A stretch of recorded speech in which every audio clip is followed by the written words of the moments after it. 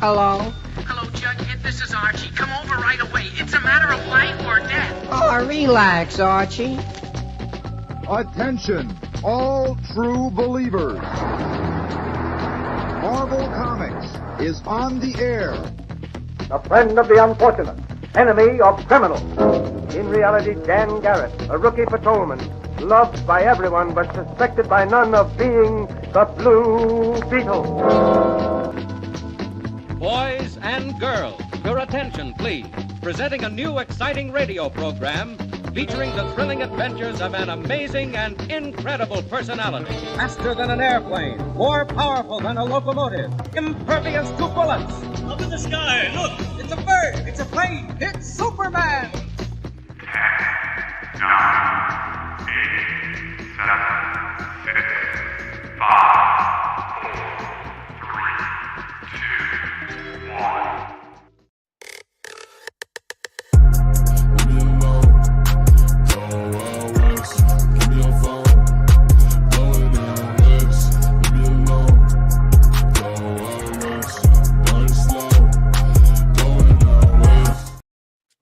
Hey, what's up, everybody? Hey, it's Christopher, aka the Bronze Age Nerd, and I am joined, as usual, by Dr. Frankenstein. Oh, wait. Yes. Bigby McFly, the comic guy. Thanks for joining us at our new time. Just kidding. Just for this week, we're experiencing some in-life difficulties, but the good news is we didn't cancel. That was my goal, is not cancel the show. Thanks everybody for being flexible. For those that are, hey, it's the East Coast, and you're like, I can catch the beginning of the show, I can't watch all of it. I didn't get the announcement about the time change, all that stuff. If you're watching on the rewind, I apologize for any of that.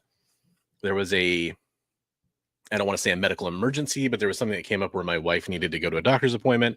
The only time she could get in was an hour before the show was supposed to start, and that's just not enough time for me to have gotten back there in time. So we're about an hour late. Do appreciate everybody who did show up. Thanks to Bigby. Thanks to everybody at the EXP. By the way, we're streaming on both those channels. I should mention that real fast. The links are in the description below if you want to go sub up those awesome people. We're going to say hi to all the awesome people that said hello in chat. Some of them may or may not be here still, but we're going to do that real fast. We got Richard Westfall in his new gold medal position. Ooh, keeping it locked down. Yeah, 2 weeks in a row. GTK Comic coming in for silver medal. It is a close one, but you won, Richard. You won. This guy, Bronze Age Nerd, was talking about being late. What a loser. And then we got John's Comics with Kids came in to say hello. Yeah, it is you know what, John, you were right. It is a massive topic for people.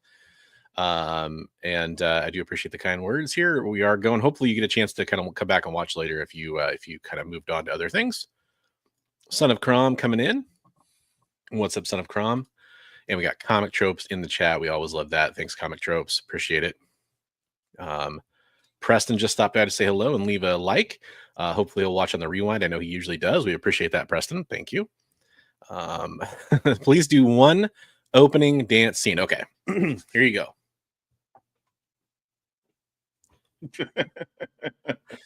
There you go. You didn't say it had to be a good one.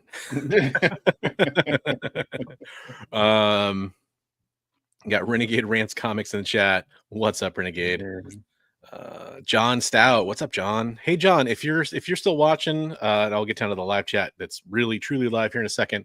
Let me know if you're going to make it to Frankenstein. Because if you are, I want to make sure I bring your box of goodies that you have from Heroes for Heroes. Otherwise, I'll ship it off to you. Chaos Prime in the house. Folks, go sub up Chaos Prime. He broke 100, he said. Oh, nice. He finally broke 100. Well, let's get him to 200 now. Yeah, there we go. Next stop, 200. Yeah. Actual Dracula is in the house. What's up, Actual Dracula? We're going to be talking about Dracula here a little bit later for sure. And then Hydra Asylum, aka Jay, one of our lovely producers in the chat. We appreciate that. Thanks for watching. And Psycho Phil is still here. Awesome. And yeah, looks like Drac is still around too. That's awesome. So we got big news, big announcements. But before we get to all that, I want to take a couple seconds to shout out some people. We want to make sure we recognize viewers you guys ever have a birthday coming up, or you know somebody in the community who has a birthday coming up, hit us up, because somebody did that earlier today who submitted a community art post. Shout out to Headless Hammerhead out there. Giovanni sent that in, and we appreciate that. We'll show his community art here a little bit later. But he also pointed out something which is really cool, which is that Take the Time Collectibles, who's a really cool member in the community. I believe he works at a comic book shop as well in Florida. Anyways, he's a really cool guy. He helps out with Heroes for Heroes. He helps out with a lot of causes. His birthday is tomorrow. So happy birthday, Take the Time Collectibles, if you're watching the rewind. Yeah. So I think that's really cool. We'll definitely make sure to shout out birthdays for people in the community. If you guys let us know about it, I think it's a fun thing to do. Why not? And then the other thing I wanted to mention too, we talked about this before last week, but it caught us off guard a little bit. And I'll actually, since I made a post about it and I have that up on my screen, I'll just put this up here to talk about it real fast. Comic Tropes, who, regular friend of the channel, somebody we hang out with when we go to conventions around here as much as we can. Really great person that we want to support. He's got a comic book coming out, Radiant Black 32, which is a great series. A lot of people like anyway. He's doing the backup story in that issue. He said it's kind of a shorter backup story, but hey, we really want to see people go and order this comic book. I went and ordered. I'm ordering at least 5 copies of it through a friend of mine that still can do orders. There's a really cool 1 in 25 jock cover, and I'm thinking about it, but that's a lot of copies. But I thought it might be kind of cool to give some away and stuff. That's why I ordered 5. I'd like to get him to sign one or something like that, of course. And maybe I get him to do a few. We can kind of give him away or something. If he's that would be cool for sure. So, gonna get at least a few of those, but don't count on being one of the lucky ones that wins it. Go and order your copy today of Radiant Black 32. Right. Support Chris. So we got some new people in the chat too. Yeah. Let's see. We got Awesome Sauce popping in here. What's up? Happy Tuesday morning, I guess. Hope everything is now okay. I won't talk about it too long, but just the sad reality is my family's been on a roller coaster with various medical things for a while now. Some of that's kind of expected. Our daughters in kindergarten, and kindergartners pick up all kinds of, little bugs here and there. And that's kind of been some of it. Some of it's been more, somewhat more serious stuff. It's unfortunately, excuse me. It's just unfortunately been kind of a cycle. So it hasn't really stopped for any of us. Right. And we've had different stuff too. So it hasn't just been the same thing over and over, but that's basically what's going on. I guess. Yeah. Yeah. Got Norin Rad, aka Rad Art and Comics, in the chat. What's up? What's up, Norin? Hey, 6.5 months to your birthday. Well, happy kind of half birthday almost. Halfway there. On Joey. Yeah, absolutely appreciate the kind words there, Hydrosylum. Another channel you should all go sub up, by the way. Plenty of channels you guys can do that for. I try to point it out whenever it comes up. For sure. Yeah. The next thing I wanted to talk about, we're going to kind of, I know it's late for a lot of people. We'll try to kind of move it along relatively quickly. At least I'm going to try to. I want to talk about the community art competition update. Yes, sir. The doozy of an update. So as a lot of you have been following along, we're down to actual Dracula versus Roscoe here in the final. And this was the post, over 100 likes on that, a lot of comments. A few people abstained from voting because it was a little too close for them, and I totally appreciate and understand that. These are a couple people that are, I think it's safe to say, they're friends in the community. They have a lot of similar friends, where it's going to be a little tough to vote for one or the other. But before I announce the winner there, I'm actually gonna just take a second, not too long, but just a second, to kind of highlight the other people who were in this. So we're just going to kind of briefly show the other entries here. We had Ben Taz here with his excellent entry. We had Elliot Wright, Colossus Collector, aka Ryan, in there. Philtastic, Comics and Art, definitely go give him a follow as well. And Norin Rad, who's in the chat right now, delivering some awesome pieces. Norin went ahead a couple of rounds here. Roscoe Comics Limited, who's another friend of the channel. You'll definitely, he might not still be up or whatever, but he might pop in later. Another he works graveyard. Yeah, that's true. Yeah, he might be around if he's able. And then There were some unrelated posts for just my normal shenanigans, and then we had Dracula in again as he won the last round up against Eddie Rodriguez with that awesome death piece. And then we had CJ Design, who had a buy in the first round as well, coming in with that great Storm. And then Scott Hasselwood, who I have a couple of his Swamp Thing pieces. That was great art. Love that Swamp Thing. Roy Thomas was the one to beat. Right. And then yeah, Roy Thomas right here. Roscoe stomped Roy Thomas into the ground, which he should. And then the rest of those are kind of repeats of ones we've already seen. So I'll go back to our the winning post and show you between our two finalists who won. So I added up, I had to wait outside for my wife's appointment. So I was kind of adding up the votes. And I just want to make sure, just in case any like final votes came through, I really don't think they did, but I'll just double check. Yeah, so I went through and added through everything. I won't count them up for everybody here. There might be like one extra one for Drac there. It looks like maybe that I missed or something, but I hearted all the ones. It's pretty safe to say that actual Dracula was our winner. At the last count I had 30 votes for Dracula, and there was a vote for actual Roscula.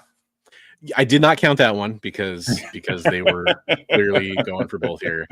Yeah, if you go through there, you'll see a few people that were like, hey, I can't do this. They're my friends, that kind of thing. Somebody voted for Roy Thomas. I think that was Richard. Yeah, here we go. Both are incredible, but Roy Thomas has my vote. But pretty safe to say, based on the math there, that our winner for the 2024 comic community art competition, which it's not just a competition. I have to point that out. We really just want to share your art. I think that's the most important thing here. But we do, at the end of the year, we wanted to kind of reward everybody who was part of this by putting them in the competition. So anybody who submitted, you automatically got in the competition. We chose the final piece that was going to go up in the competition with you guys live in the chat, you guys and gals out there. And these were the ones we decided on. Roscoe put up a great fight. He got to the finals. I love that Venomized Donald Duck. It was just a wonderful piece from him. It meant a lot to me. Roscoe was our number one submitter, I think. Maybe Roscoe or maybe Comics Limited might have came in there pretty close. Roscoe had a lot. Yeah. So hey, maybe if we chose a different piece, he might have been the winner. But at the end of the day, actual Dracula takes home the actual trophy for this one as well. So congratulations, actual Dracula. Adrian, you're an amazing and talented artist, just like everybody who submitted here. We really love all of your art.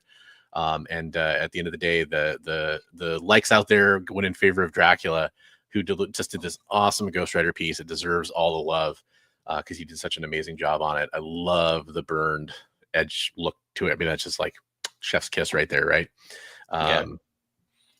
So there's Dracula in the chat. Thanks for including me, guys, and thanks to everyone who voted. Yeah, and thanks to everyone who submitted their art. We absolutely appreciate and love it. Yeah, like you were saying, it's not about a competition. It's about just encouraging people to create and get out there and flex those creative muscles. So I'm just really happy that people are doing that. And here's Awesome Sauce saying he wishes he could buy a print of the Donald Duck, which he probably could if you contact Roscoe. Yeah, that's actually a really good point. And not something that we had much to do with or anything like that, but we can talk to the artists involved at least. I know there's quite a few people that really liked several pieces that were involved in this competition. Yeah, and felt really please reach out to the artists on Instagram, and I'm sure they would not be opposed to getting a little cash in their pocket. 100%, right? Like, I mean, why not? Just to have more love for their art out there, and that was the whole goal of this, right? Like more love for people's art and more encouragement for people creating and sharing art. So with that in mind, Dracula is our winner. I know we are going to be sending a prize package along to Drac. And I know Bigby had a little more time than I did today, so he was able to kind of pull some of those prizes a little bit earlier. I believe he may have reached out to our winner too. A few things for him. So I'm gonna make Bigby the large screen here while I take care of a couple things in the background, and Bigby's gonna show off some stuff. So first of all, I'm gonna give him a piece of original Bigby art. Drac likes that horror stuff, so we got a zombie piece I did a while ago. So I figured I'd send that along to him. Nice. That's beautiful. And then, it's actual Dracula, so I got to send him a Dracula comic, right? Yeah, I'm probably gonna be digging up a Tomb of Dracula comic as well, or something vampire related at the very least. And then he likes that horror stuff, so Werewolf by Night. I had a little chat with him on the phone earlier just to make sure I was getting him some stuff he might like. That's awesome. Werewolf by Night. Some good books. A little more modern, Man Thing, #1. Who's the artist on that one, by the way? I didn't ask earlier.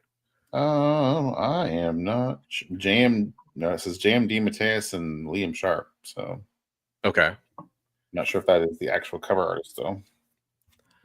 Yeah, it's hard to say. It's a cool cover. Got that Nexus of Realities thing going on there, and then last but not least, a cool Alex Ross Justice hardcover. That's cool. Yeah. So is that like an art book, or is that the actual series? It's a series, and actually, it's Nice. kind of cool. You find out in this book, spoiler alert, you find out that Aquaman has a healing factor. Yeah. No, Justice is a great series. Yeah. I think it gets overlooked a little bit because of Kingdom Come, but Yeah. It's a fantastic read and a brilliant art too, of course.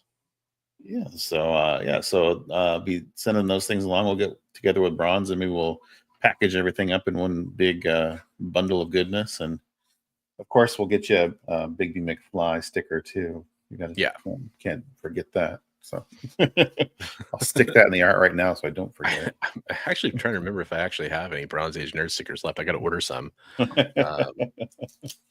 No joking. And then I'm actually saving off some artwork here real fast because I'm now finally at my computer where I could do this. Well, make me big again real quick because we'll do. I got somebody else who won a package of stuff from me the other night.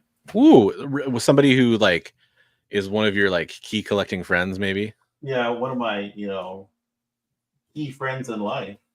So we did our my membership drive the other night, giveaway for members, and this month's winner was Bronze Age Nerd. We rolled the the wheel of names, and Bronze won. So he's going to get a piece of original artwork.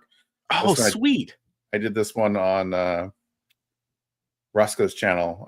We were supposed to do a postcard for a place in a place you might visit in Comics Universe. So Arcade welcomes you to Murder World. Dude, I didn't know about that. That's awesome. I've seen you show that art before, and it's really cool. But I didn't know you were doing that too. Yeah, so that was what that was for. And then also part of that was Thundercats #1 newsstand. Yeah, I don't have a copy of that, so I'm excited about that one a lot. A nice high grade copy of Spawn #9, first appearance Love of Angela.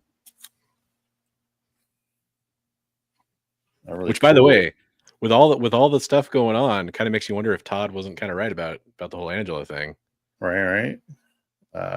It's a Dallas Times Herald promo comic from the early '80s. Spider-Man and the Incredible Hulk meet the Dallas Cowboys cheerleaders, and hey, we got the leader down here. It's the bad guy. Spoiler.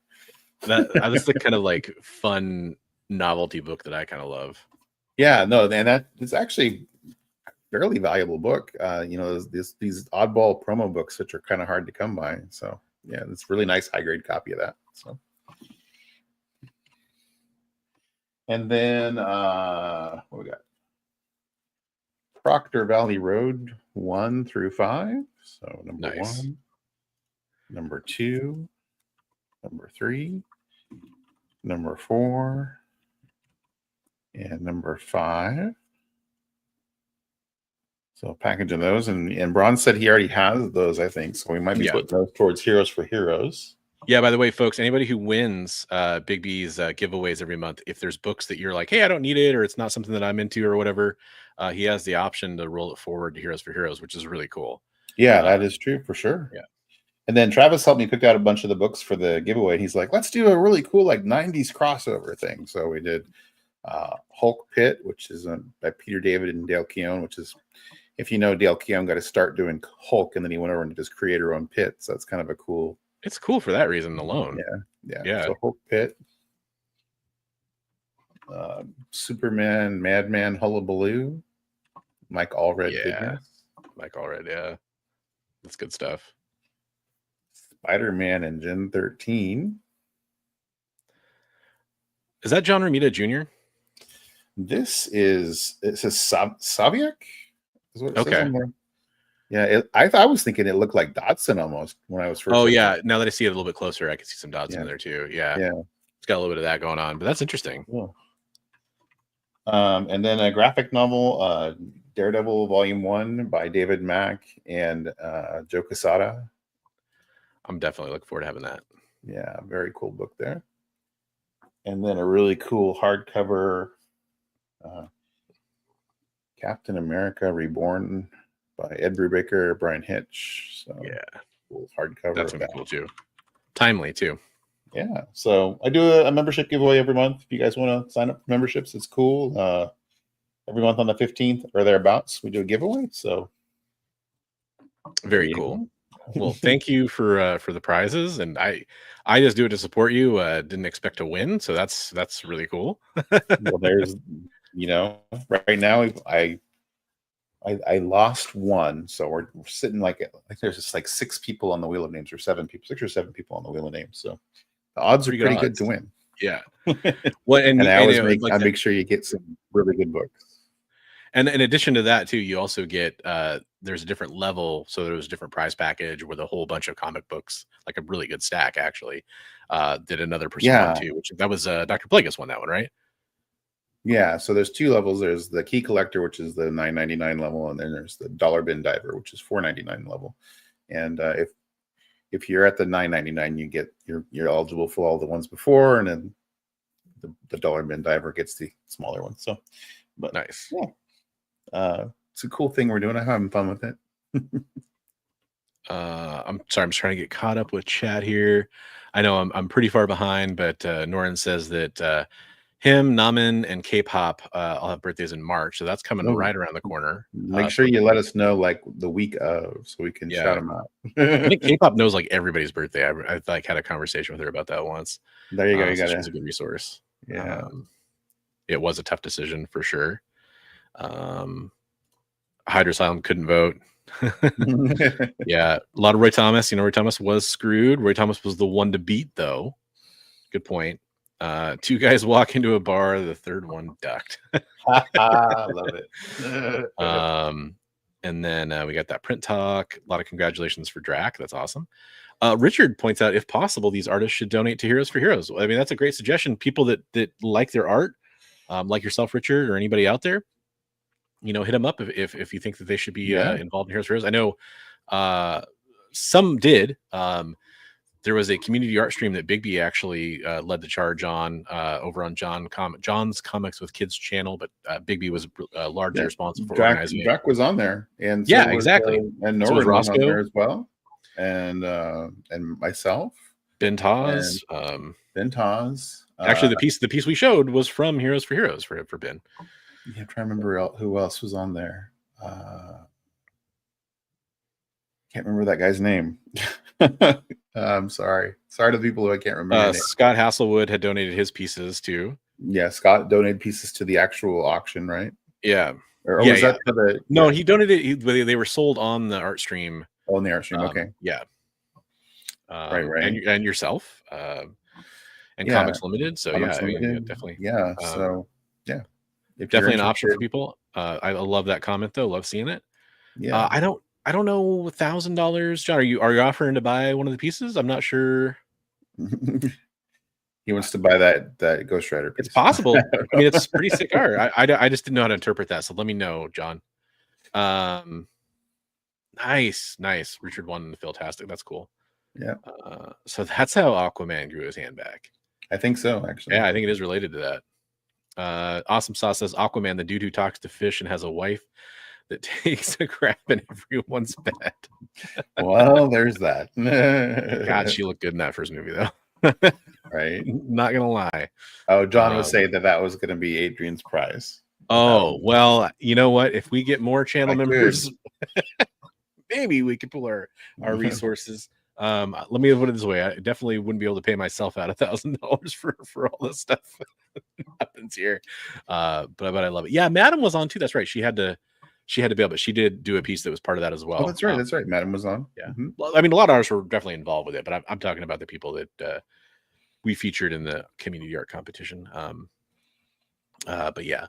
I do want to take a second, by the way, before we move on to our next topic, which is talking about the new community art that we got this week. And there's some really great stuff you're going to want to check out. I do want to talk about how there's going to be a very special Minute to Skim It tomorrow on the EXP. Like I mentioned earlier, we're streaming actually on several channels right now. We're streaming on Bigby McFly's channel. We're streaming on the Bronze Age Nerd channel. We're also streaming on all the EXP channels, which is not just their YouTube, but also over there, like on their Twitch, for example, or over on Facebook, on Instagram. And mostly people watch on YouTube, though. And that's the link that's in the description below if you want to go check them out. Minute to Skim It is an awesome show where you get to get a little capsule review of the comic books that are coming out from a lot of the publishers coming out on New Comic Book Day. So you can kind of get a chance to go see, hey, should I pick this up? Is it worth it? It's actually going to be a little bit different. It's a pre-recorded episode, so it's going to be a little bit unique. But maybe you go check it out. Maybe they did something a little bit different over there tomorrow. And that'll be at 7 Eastern, 6 Central, 5 Pacific tomorrow on the EXP. So definitely go check them out. For sure. There you go. Nice plug for Bigby's channel. Oh, thank you. So that's in the live chat if you want to go follow that. So I'm going to bring up our community artwork for this week. We got some killer pieces in here. Fabulous pieces this week. Yeah, just got to share it. Not that they're not fabulous every week, but no, but I feel like it's almost like, I think it's just because the sheer number of submissions has kind of gone up on a week-to-week basis, because we shared this many art pieces, but it was usually from like 2 or 3 people. And now we have a unique, 8 or 9 or whatever from different people each week, which is really cool. Right. Speaking of which, that's Norin, right? That's who that's from. Yeah. Mm-hmm. I just want to make sure I had the right name there. And I'm gonna, because it's kind of that picture. I'm gonna zoom in on the art a little bit here. I was trying to get the name in there with the art, so you no, and I totally. I just want to make sure I was like Aaron, but I know there's a lot of Aarons, so I just wanted to make sure I had the right one. Killer Carnage piece, pun intended there. Sketch cover. Sweet. Yeah, kind of zoom in a little bit more on that so you can see some more of the details since we're already zoomed in a little bit. That is awesome. That looks super textured. Oh, sorry. Spoilers. Spoiler alert. That looks like textured. I love it. Yeah, I know the goo on Carnage. I like that when it has like even highlighting on it. The sinew of the muscles and stuff underneath. I love that. Oh yeah, that too. Yeah, the line work there is good. Yeah. But I'm always a fan. Like some artists draw that in as like completely black when they do the black part of the symbiote. Right. I like it when there's that little bit of like light highlighting on it though. That's really cool. It's a lot more work, but it shows off the gooiness. Super cool. Very good job there, Norton. I already kind of teased this, but our reigning champion now from 2024 did this awesome, kind of Chamber of Chills kind of homage here, Secret of the Ooze. And he messaged me about that. He said that was for a Secret of the Ooze special or something that he had done. Okay. For that. So I don't know. Is that supposed to be? Okay, that is supposed to be Vanilla Ice. Yeah. Okay. Iceman cometh, it says. Yeah. No, that's awesome. I was trying. Wait a minute, is that Vanilla Ice? But yeah, it totally is. I barely had time to look at the Turtles song. Yeah. Absolutely. Ninja, go Ninja, go Ninja, go. Right. Right. No, that's cool. Plus the Turtles in Time Machine.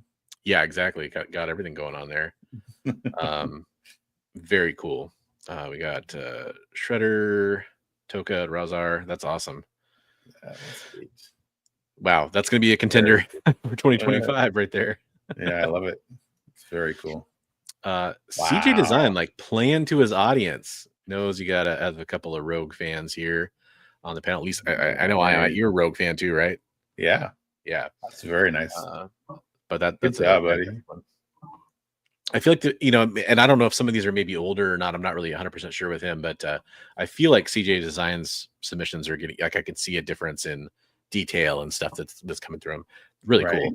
And I believe he does sketch cover commissions as well. If you guys are interested in him, I think you can reach out to him for that. Yeah. Very nice, CJ. Got Comics Limited coming in hot. This is actually a commission he did for somebody, right? Was it for Dracula? That's for Richard. For Richard. Okay, that's right. Yeah, that's right. This is the Avengers locker room. Very neat. Very I could totally see that being a thing. Right. Like Black Widow, Cap, Thor, yeah, Scarlet Witch, Iron Man. That's so cool. I could see a whole line of like variant covers there or something. And Trav does commissions as well. So Comics Limited. Yep. Nice job, Travis. We got Dominique Gomez. This is a really cool Iron Man. Yeah, and he is a young artist. I got to meet him through Nerdy Meg's Musings. Okay. His podcast, and this fellow was doing a Kickstarter for his book, and he does commissions as well. He's on there. I think he's Dom. Well, if you look up Dominic Gomez, you'll find him on Instagram. But gotcha. Yeah, that's a really cool Iron Man. Got kind of a manga kind of slant on it, maybe a little bit too. But yeah, it's pretty awesome. Yeah, I like it. Yeah, it's very cool. Awesome sauce. So the person that did The Secret of the Ooze, that's actual Dracula. And he definitely is on Instagram. If you search for actual Dracula, I don't know if it's actually just at actual Dracula. But it definitely comes up. It is actually, yeah. His name's Adrian on there too, which he has on his account. And so just to verify, you should be able to see that too, or read that, I should say. But yeah, I would hit these people up if there's anybody on here that you want to get a print from. Hit them up. I'm sure they could do something for you. Yeah, and I know, like, I don't know if he's like open for commissions, but I know he has done commissions in the past. So I'm prints might be something he can do too. There's Jay's got Drac in the. There you go. So there we go.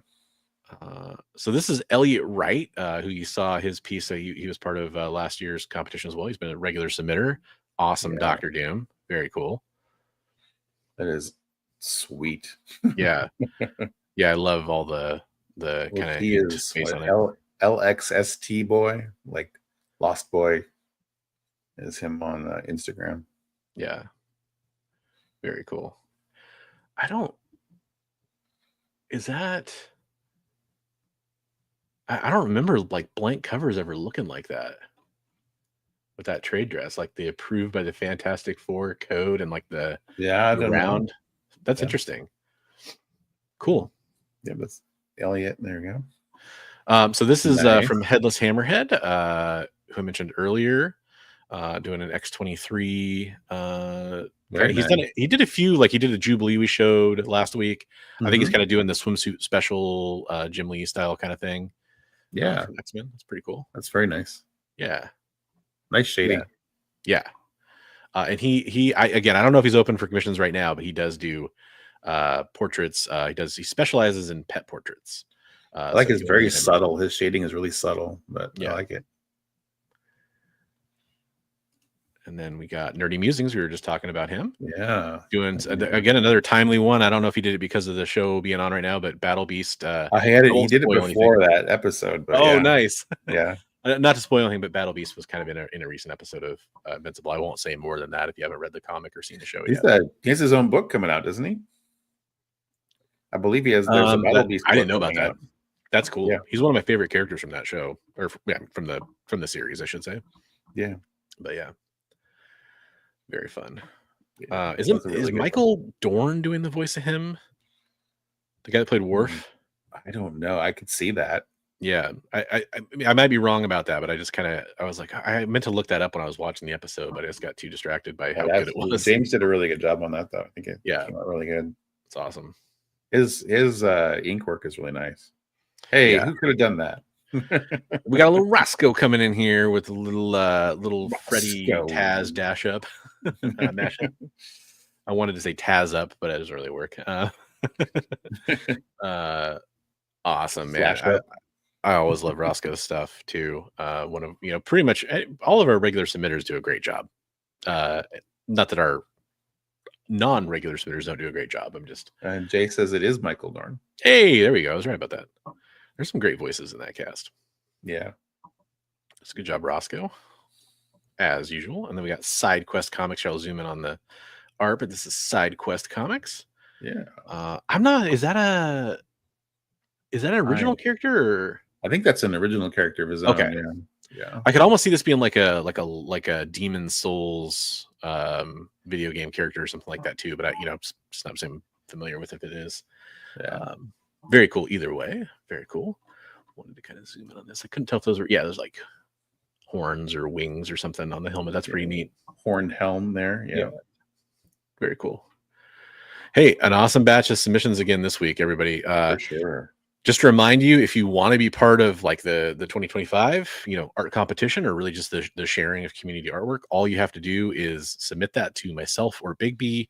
You can do that through Instagram. Is really easy. If you're on Instagram, most artists usually are.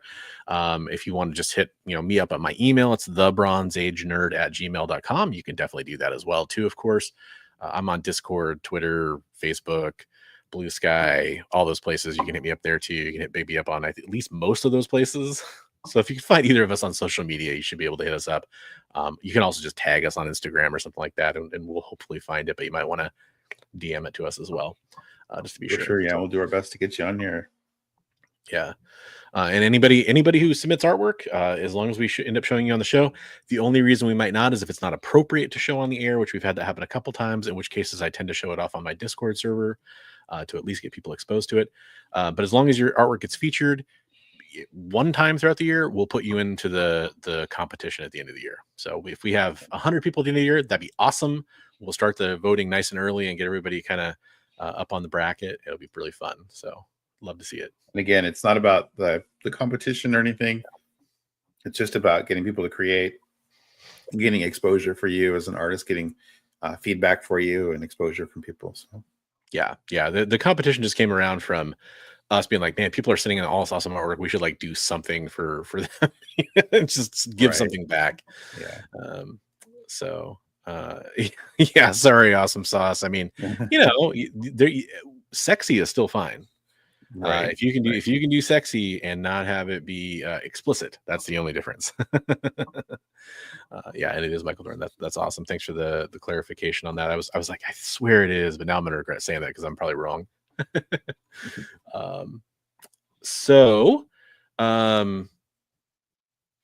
We should probably tackle some news topics real fast before we move into our main topic of the night. By the way, I didn't mention that earlier. I usually do.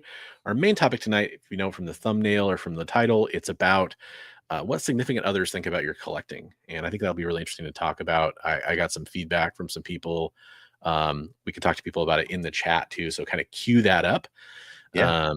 And let us know. And we'd love to hear about your stories. Get it kind of typed out and maybe copy paste, or if you put it in the chat, I'll star it and we can kind of bring it back up later.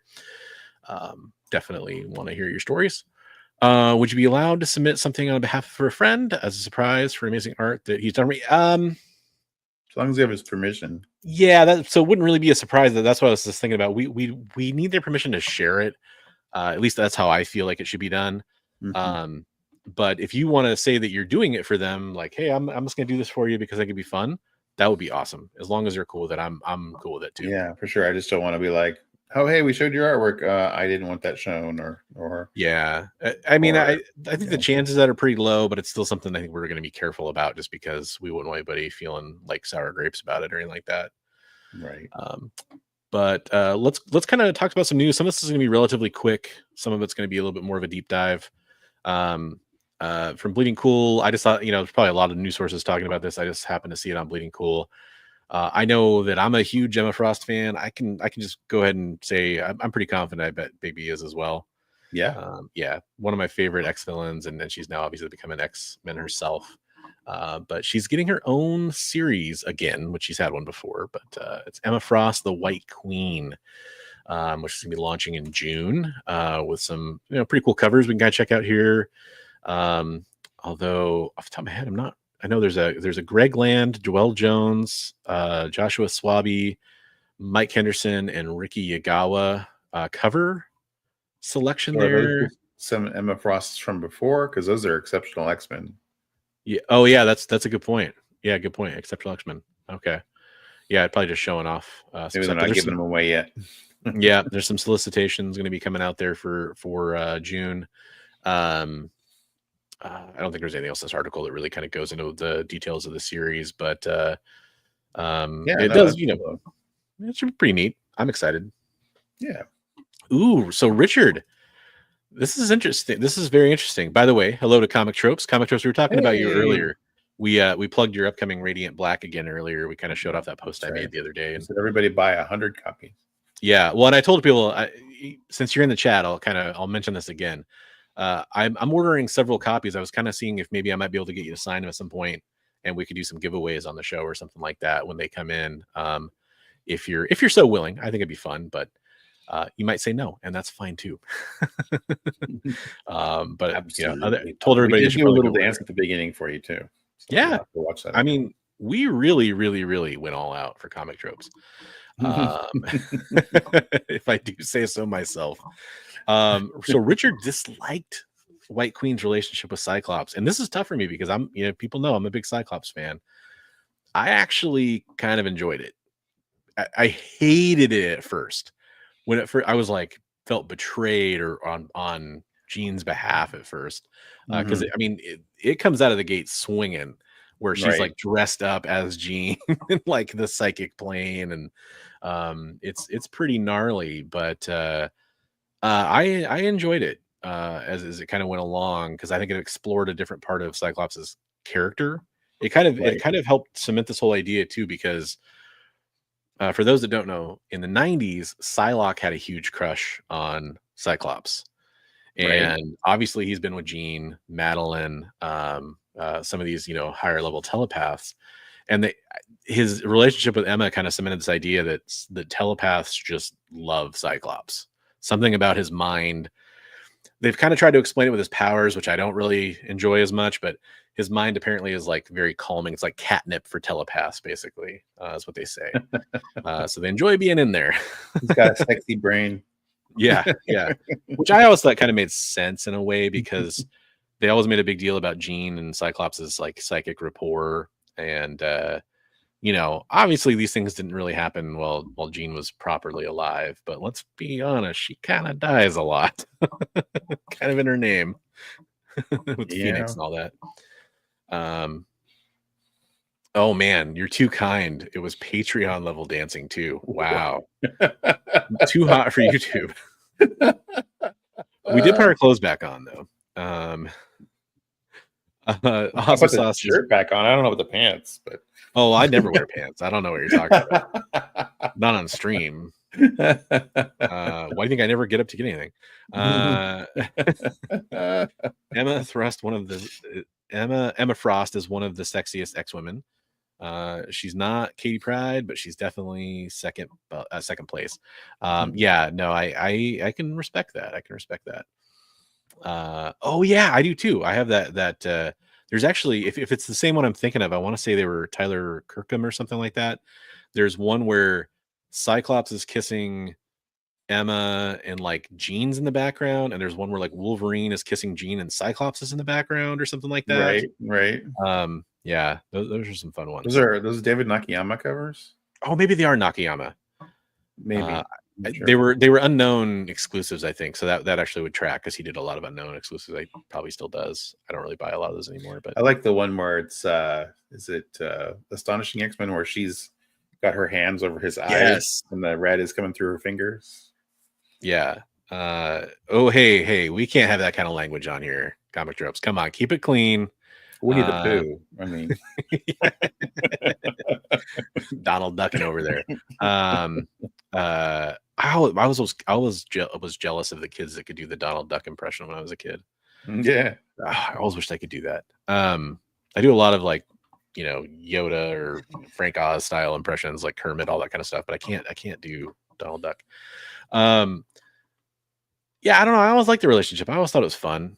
I can respect somebody who says they didn't like it, but like you were saying, you felt betrayed. Maybe that just never wore off for Richard. So yeah, no. I completely. I guess I just came around on it for.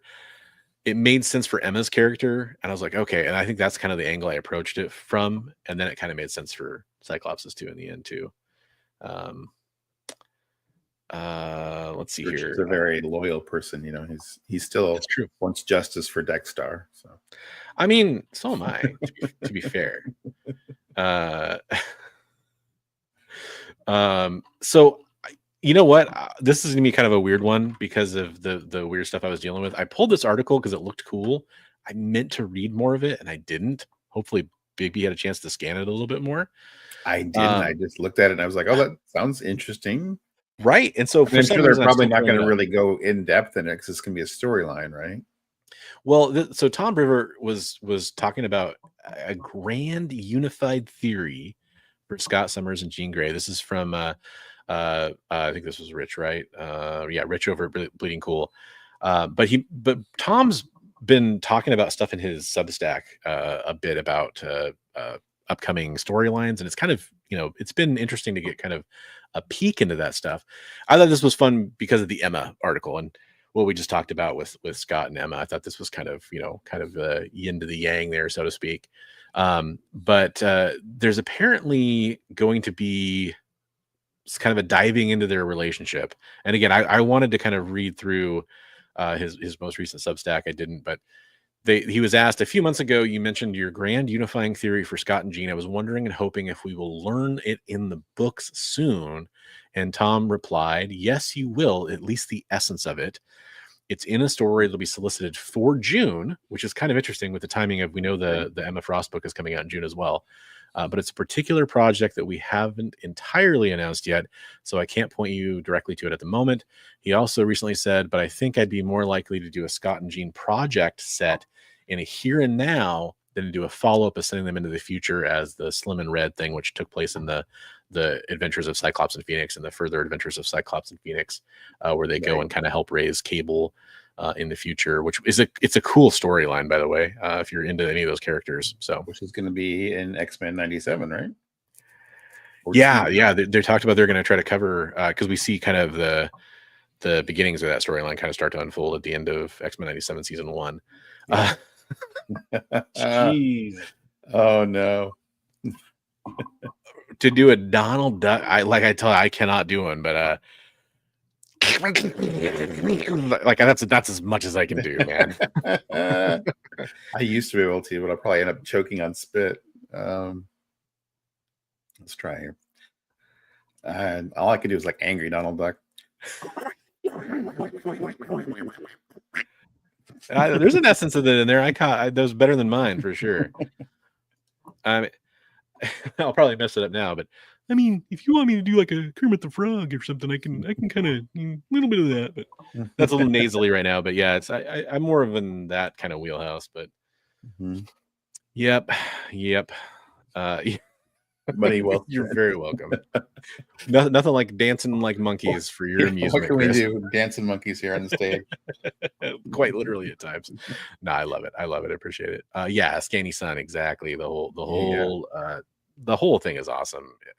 It's okay. To be fair, it's really convoluted to casual fans that don't know the story.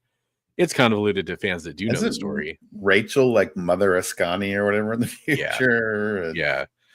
There's like a whole. Yeah. There's the other thing too with Cyclops's daughter from an alternate timeline, Ruby, I think is her name. I don't know. That's actually one I don't know much about.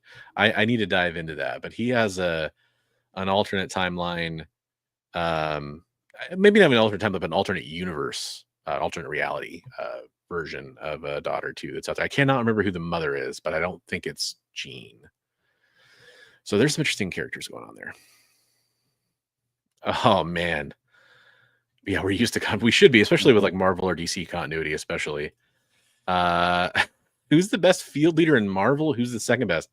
I'm so gotta biased. be down to like close to Cap and Cyclops, right? I mean, yeah, I mean, like I guess you can make the argument. I guess you can make the argument for Mr. Fantastic. I don't think he is. I think he's actually a pretty bad field leader. He's a good. Well, I don't know if I could say he's a good family figure leader. It depends on who's writing him or how good of a father he's supposed to be at the time. Right. I'm gonna go Cap. Yeah, I go Cap, but I'd say Cyclops is a close second. I'm gonna go Cyclops. I was reading Cap when I said that because Richard's comment here, Cap and Cyclops. I'm gonna go Cyclops, but I think it's literally like a 1A, 1B or tie kind of thing. And I think that's kind of Marvel has to kind of make it that way almost. I feel like ever since like the early 90s, it's kind of where they had like the Bloodlines storyline and all that kind of AVX, all those kinds of things. They always kind of, if you look at any of the back of the trading cards, they make mention of it and they kind of bring up the other one too. Or I will say that I think Cap is probably a better strategist in terms of like a battle plan. But when you actually get into the field, there's so like, and I think a lot of it's up to Chris Claremont, although a little bit of it even go back to like Stan Lee. There's so we got Storm in there too. People are saying Cable and Fury. It's a good point, but with Cyclops specifically, there's way more examples when I read an X-Men storyline when they're in a fight of him actually in the moment dictating tactics to the X-Men or whoever's fighting for him, and he's really smart too about adjusting. And I think that's a really good sign of a field leader too. When it comes to Cap, I think he's better about planning the battle, inspiring people. Those are both very important. So that's why it's so close to me. Storm is super interesting. I feel like she just makes up for it with raw power and kind of inspiration. But I don't know that she does the same kind of level of like of on her feet strategizing. My reason of giving it to Cap is they've done so many goofy things with Cyclops' character. Yeah. That's making him susceptible to becoming kind of evil, or it's like what Cap. You don't really see that with Cap. That's Hail Hydra. Yeah. Well, I mean, it's not the same level, but it's definitely something. Then Magneto. There we go. And then so Cable is actually one. I will give it to Rob Liefeld. When Cable was leading the X-Force, he was very much written that way. Like he was written as being a good field leader. I don't know if I ever actually saw it in his actions. But you could tell that that's what the writing was going for. I don't feel like that's happened as much with Cable because you've had so many X-Force members end up resenting him and kind of like hating like how he's willing to like sacrifice pawns basically to him is how he looks at it. Fury, man, I'd have to go back and read more like Sergeant Sergeant Fury and the Howling Commandos kind of stuff, because I don't really think of him as a field leader in the Director of S.H.I.E.L.D. days. He's done it for sure, but right. I don't know, and maybe that could just be my lack of exposure to some stuff where he's been doing that. Night Thrasher, I'd love to get Becker. Mike Becker, Beckerman Comics, right. He's a huge New Warriors fan. I'd love to get his opinion on that. I don't know. I don't know if I could say that one too. Again, just lack of exposure for me. Magneto would be second place. It's interesting. I feel like the same way about Magneto as I do about Storm is that like it's not so much their strategy in the moment. He's very intelligent, but it's kind of again like he kind of just makes up most of it with his raw power. Like Storm kind of just. I feel like what you said about sacrificing pawns and stuff. Magneto's more that way too. So yeah, that's especially if you have to count his time as leader of the Acolytes, and he was not. I wouldn't describe him as being like a charismatic leader then during that time. Like it was more like a cult. Black Bolt's that's a good one, right? But then again, you see, he doesn't really. I mean, how's he directing? Yeah. He only has that telepathic link with Medusa, right? Yeah. You gotta think about other leaders too. Like, so I mean, just make sure we're not forgetting about it. There's what I guess you'd say a Star-Lord for the Guardians. You could say, which I don't really consider him to be like a great strategist or leader. Yeah, Reed Richards is a tough one, and Namor is a tough one too. He's been like he was on the X-Men for a while, but I'm trying to think of when he was actually like leading. He wasn't like really the leader of the Defenders or anything. Cannonball and Mirage are good examples of they were being trained up to be leaders. Yeah, mutants for sure. Yeah, and in Cannonball's case by Cable, so you got to give him a point for that. Mirage was when she was just part of the New Mutants, right? So yeah. Icarus is another decent example. There's a lot. I mean, obviously, there's a lot of good leaders out there. Dr. Doom. Doom needs no one. I will say it's a little telling that nobody says Havoc, and he was the leader. We're talking about all the X teams. X Factor, right? Yeah, and the Captain Britain, for Excalibur. I'm trying to get other teams. Other teams. Who's the leader for Defenders? Red Guardian. Who's the leader? Who? The Defenders. Who is the team leader for Defenders? Depends on the iteration. I mean, there was at one point it was at the 90s. It was like Doctor Strange was like their leader, right? And then it was, gosh, who was it before that? I don't really know who it was. Were they kind of just like all in it Kitty has together? actually been becoming more of a leader, a really good leader lately. But Yeah, and I think that that's kind of like that's part of it for me, is that a lot of the X-Men, when I think about it, it's like it's hard to like pin it all on Cyclops. I can't say like he was responsible for a lot of that leadership, but I think he was definitely in the DNA of some of that leadership that's training up in some of the newer kind of generation of X-Men that came from like the Kitty Pryde and the New Mutants era and all that kind of stuff too. But so were Xavier, so was Magneto to a degree. I mean, you said the Storm raw power thing, but like Storm led the X-Men when she had no powers. Also true. She also led the Morlocks during that time too. But again, as a field leader, I don't really know. I'm trying to think of what she did that was really kind of like an especially like impressive feat or like a special battle. I mean, you really see like field general status with Captain America and Cyclops a lot. So it's a fascinating question. Yeah. Thanks for asking that one, Chris. Was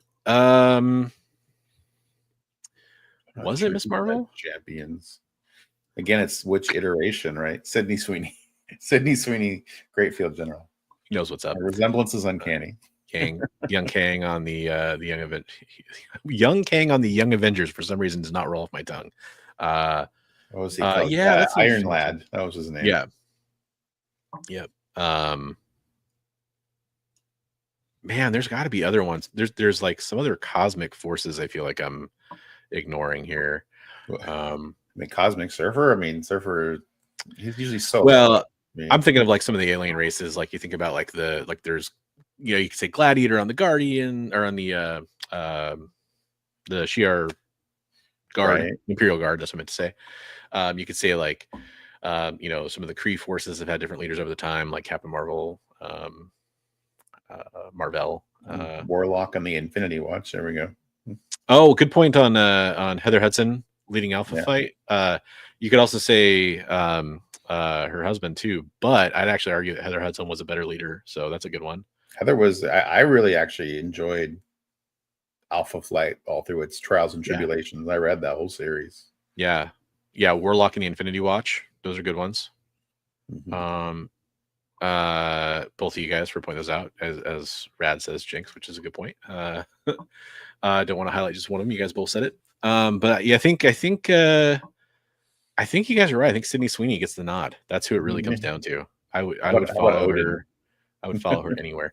Odin as a field leader, I get he conquered all the realms, right? I mean, he was a general basically, right? For a long time. Was it? What's the Mr. Immortal? Was he the one? Mr. Immortal. Thank you. Yeah. I feel like he was kind of portrayed as front and center on that team, but I'm not sure if he was like the official leader. But then, would he be in the conversation? I mean, we're just naming leaders at this point, right? Right. I have been swamped with stuff. Barely been able to get the show regularly on the air here. It's been mostly up to me, but I do intend at some point to make a Sydney Sweeney drop, like a little like short clip we can play whenever she comes up the first time in a show. Good leader for DC. Oh, that's way harder. Nightwing. Yeah, he might be, because kind of like almost like a leader of the Bat family, or Wonder Woman. I mean, Superman to some extent, I guess, but I mean, you could say Batman because he has a freaking plan for every situation, a battle plan, but he's not really. Well, I guess he's kind of. Yeah, I don't know. They're not portrayed that way, but like. When I pair off people in the DC versus Marvel, I'm always Batman and Captain America. I mean, those are the comps that I have. So I think it's more like Batman. He probably wouldn't be the best like long-term leader, but like if you were gonna pick one guy to lead a team in DC, he'd be on the short list, right? That's a good pick too. That's a good, I like that. Dr. Fate. No, Chris is right. Some of these would be like good topics on their own. Yeah. Son of Crom says he's had fun listening in, but it's bedtime for this Hey, old guy. Crom. His Glad word, to know not you're ours. here. He usually is lurking in the background. Cap is better than Greater leader than everyone. There you go. Fair enough. Yeah, I mean, I definitely wouldn't argue with anybody that says Cap. Just because I think he's got like the longer track record, for sure. I think it'd be interesting to see somebody like portraying Ben Grimm as a leader of a team. I think he would be he's got the military experience, I'll tell you this much. If you're going to pair any two characters together, he is the 2-in-1 champion. Great character. I think he's got a lot of heart. I like him. But yeah, this could actually be a topic on its own. Maybe one we will explore. Yeah, best leaders, or who's the best at in And you can even throw in some of the image teams and all that kind of stuff too, and see if there's anybody that compares. But yeah, I didn't actually finish my thought there. By the way, have a great night, Son of Crom. We appreciate you watching, and anybody who watches, and we know it's even later than normal. I would just urge you to watch on the rewind. Oh my God, Carl, dude, what's up? Great to see you, Carl. I missed Carl did a launch the other day. He's over at 24/7 Comics, and they launched a new Kickstarter called Bladesmith, which I don't have a link handy for, but Carl, if you send it to me like on IG or something like that, I'd love to throw it into the chat for everybody. They did a launch party the other day that I unfortunately couldn't make it to, just scheduling wise. I had another medical thing come up. He's a great dude. Love Carl, so I'm glad to see him in the chat. See you, man. Yeah, nobody mentioned Xavier. Carl. That's true. But again, as a field leader, I don't know. I mean, like Cyclops can hold his own in battle. Same with Cap. I mean, and direct the team. I guess Xavier in his psionic form. Oh yeah, he definitely could remotely. Oh my gosh, dude. Jay is on it. Jay, thank you for popping that into the chat. Everything's kind of I think it'll be fine, Carl, and I appreciate the kind words. But I want to take a second to highlight. There you have the link for Bladesmith. Definitely go check it out. I've loved actually. I was just looking at that earlier. Got my signed Evermind comic. That's the first comic they did. That's signed by Sean Chen and Daniel Wu. That's a cool. 9.8 signature series that came in. And that's their first comic they did as a publisher. And we had some of those for Heroes too, right? Yeah, they were nice enough to donate some of those, and he's donated a lot of awesome art for Heroes. But I've liked all the stuff they've done. They're really, really, really, really good at collecting good talent that's going to be coming out. So I would definitely follow them. Comic Trope saw Bladesmith. You guys should definitely consider hooking up or get in touch at least, because I think you guys would get along really good. Carl and Chris, like both you dudes. But yeah, good conversation there. Let's see. This is another case of where our chat is such a big part of the show. 100%. I'm going to bring up this story next because we just talked about Kang, so I'm going to move this story a little bit more to the front. So I don't, if you follow me, I don't really get into the whole rumor mongering kind of thing about the MCU too often. Right. But this is kind of an interesting one to share because it has an interesting spin on a lot of rumors that took place last week. We haven't talked about it on the show. That's a really good point. Carl needs to come back on the art show with Nick. That would be great. Yeah, Carl knows his original art game quite a bit. There you go.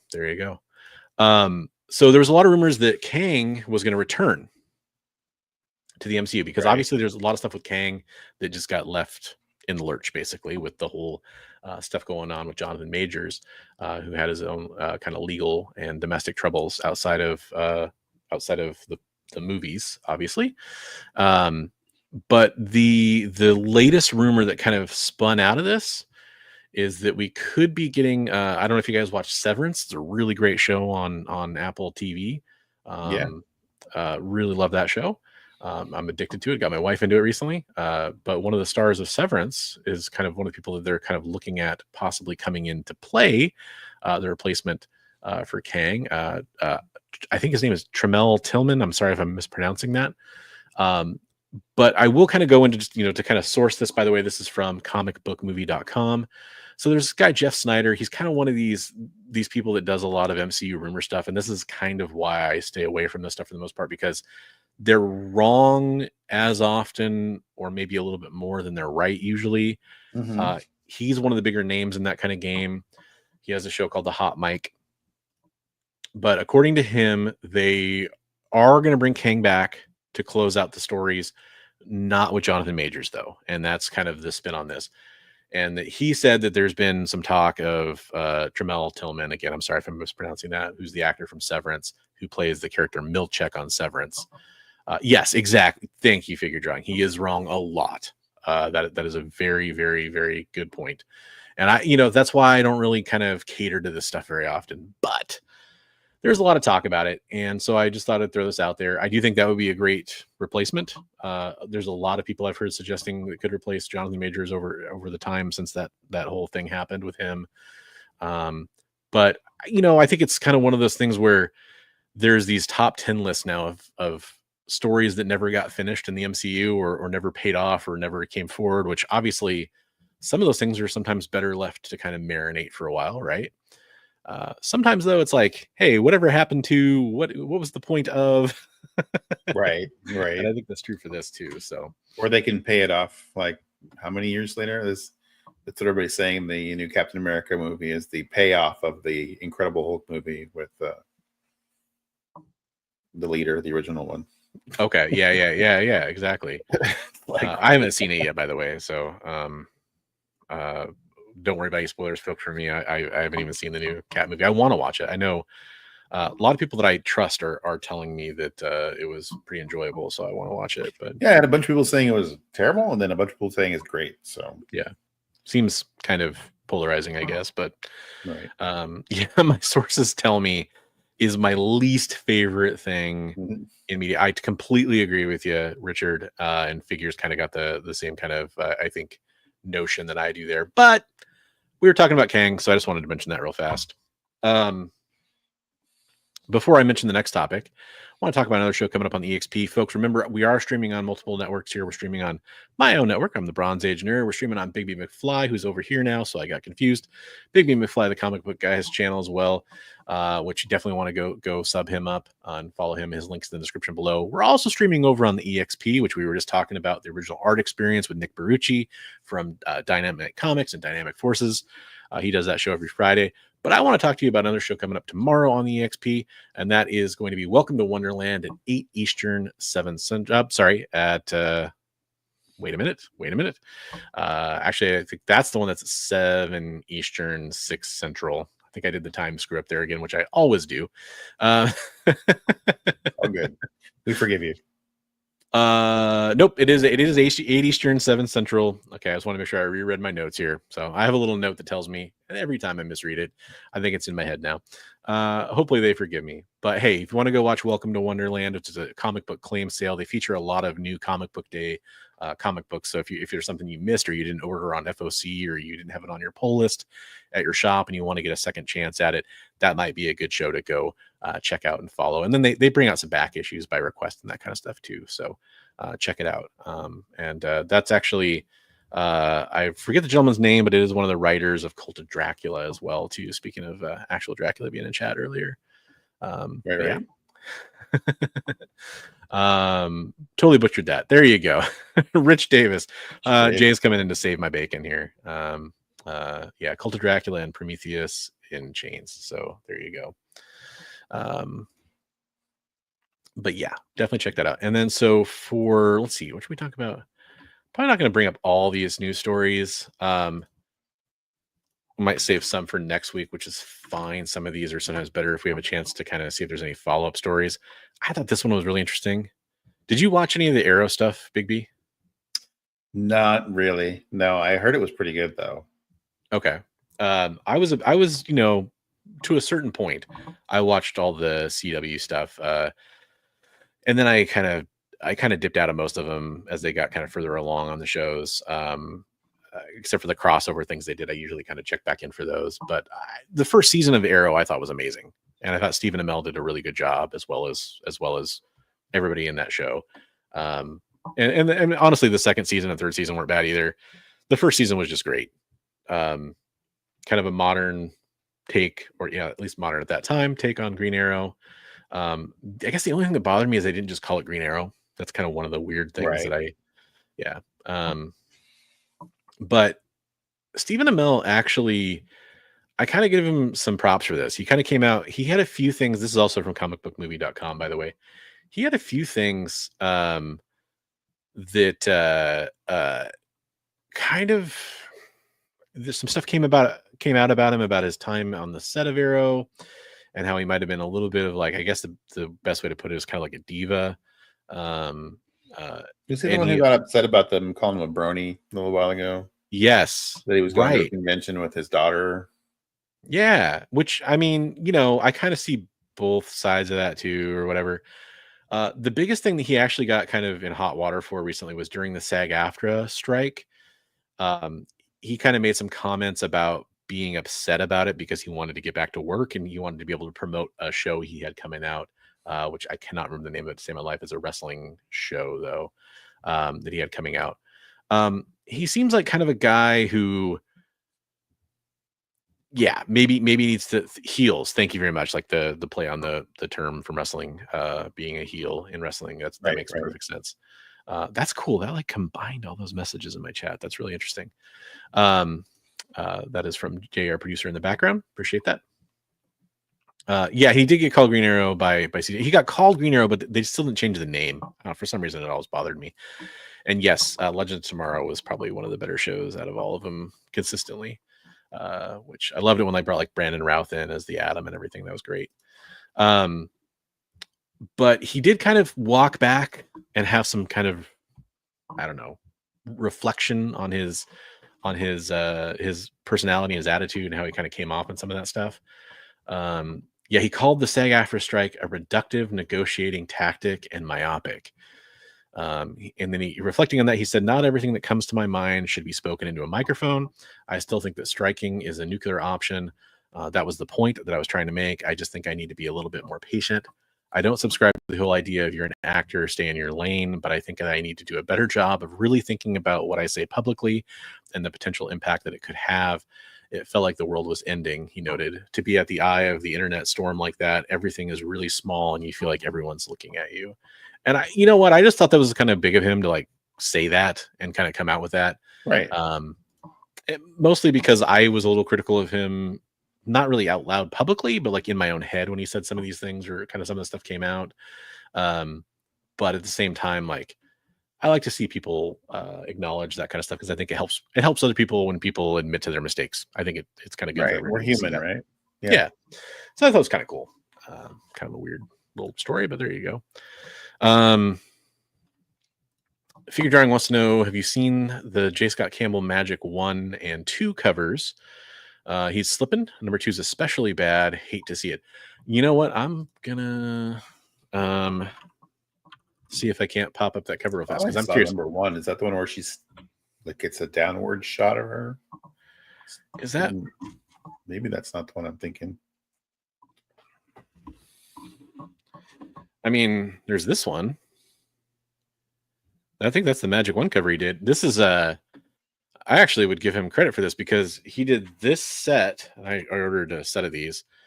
These were his Magic 1 covers. He did a set of these where the profits went to the California fire relief. So I supported that because I just wanted to support that effort of like him, donating the profits from that. But I think that's, I don't have a problem with that. I don't know if that's the one you're talking about. It's like standard Campbell. Yeah, I mean, that has the plain background. This one has kind of more of the style going on in the background there. You got more, and that's kind of the criticism of Campbell these days, is that he just kind of does a figure and not much of a background and stuff, which I understand that. So number 2 has the face issue. So I'm gonna go look it up real fast. Oh, Magic 2, there it is right there. Magic 2. Speaking of backgrounds and stuff, I loved watching Tropes had the great thing about John Byrne recently, which was very interesting. About how he's at one point in his career, he kind of was slipping up, wasn't doing the backgrounds, and it was was that a newer video he had come out? Yeah. Okay. Yeah, it's really good. Interesting. I haven't seen that one yet. I think this is the one you're talking about, Figure. So the face looks like it's slipping. I will tell you, I did not like her pants on this out. I remember seeing this the weird baggy pants thing, but I just thought it was kind of like a 90s kind of thing almost, like, which, you know, from a guy who's kind of probably still very closely associated with Gen 13, I kind of forgive some 90s association, but maybe I'm wrong. Maybe that's not a 90s thing. I could see like TLC wearing that or something like that. Music video. Yeah, they wouldn't have probably the big cuts in them. Well, maybe they're trying to modernize it. I don't know. Maybe. I don't know. But then the face. Yeah.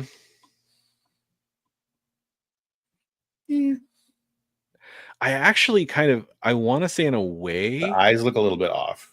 They look a little bit off, but he's also kind of given her a little bit different different look than we usually see from J. Scott Campbell faces. So maybe that's a good thing.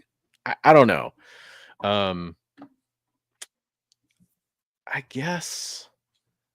Yeah, I do remember seeing this and just being like, it's not for me. To be fair, but it's more because of the outfit, really, than anything else. I kind of have a lot of J. Scott Campbell covers, so I don't kind of tend to go for him. Looks like her legs were painted on her pants, and her face looks like a J. Scott Campbell knockoff.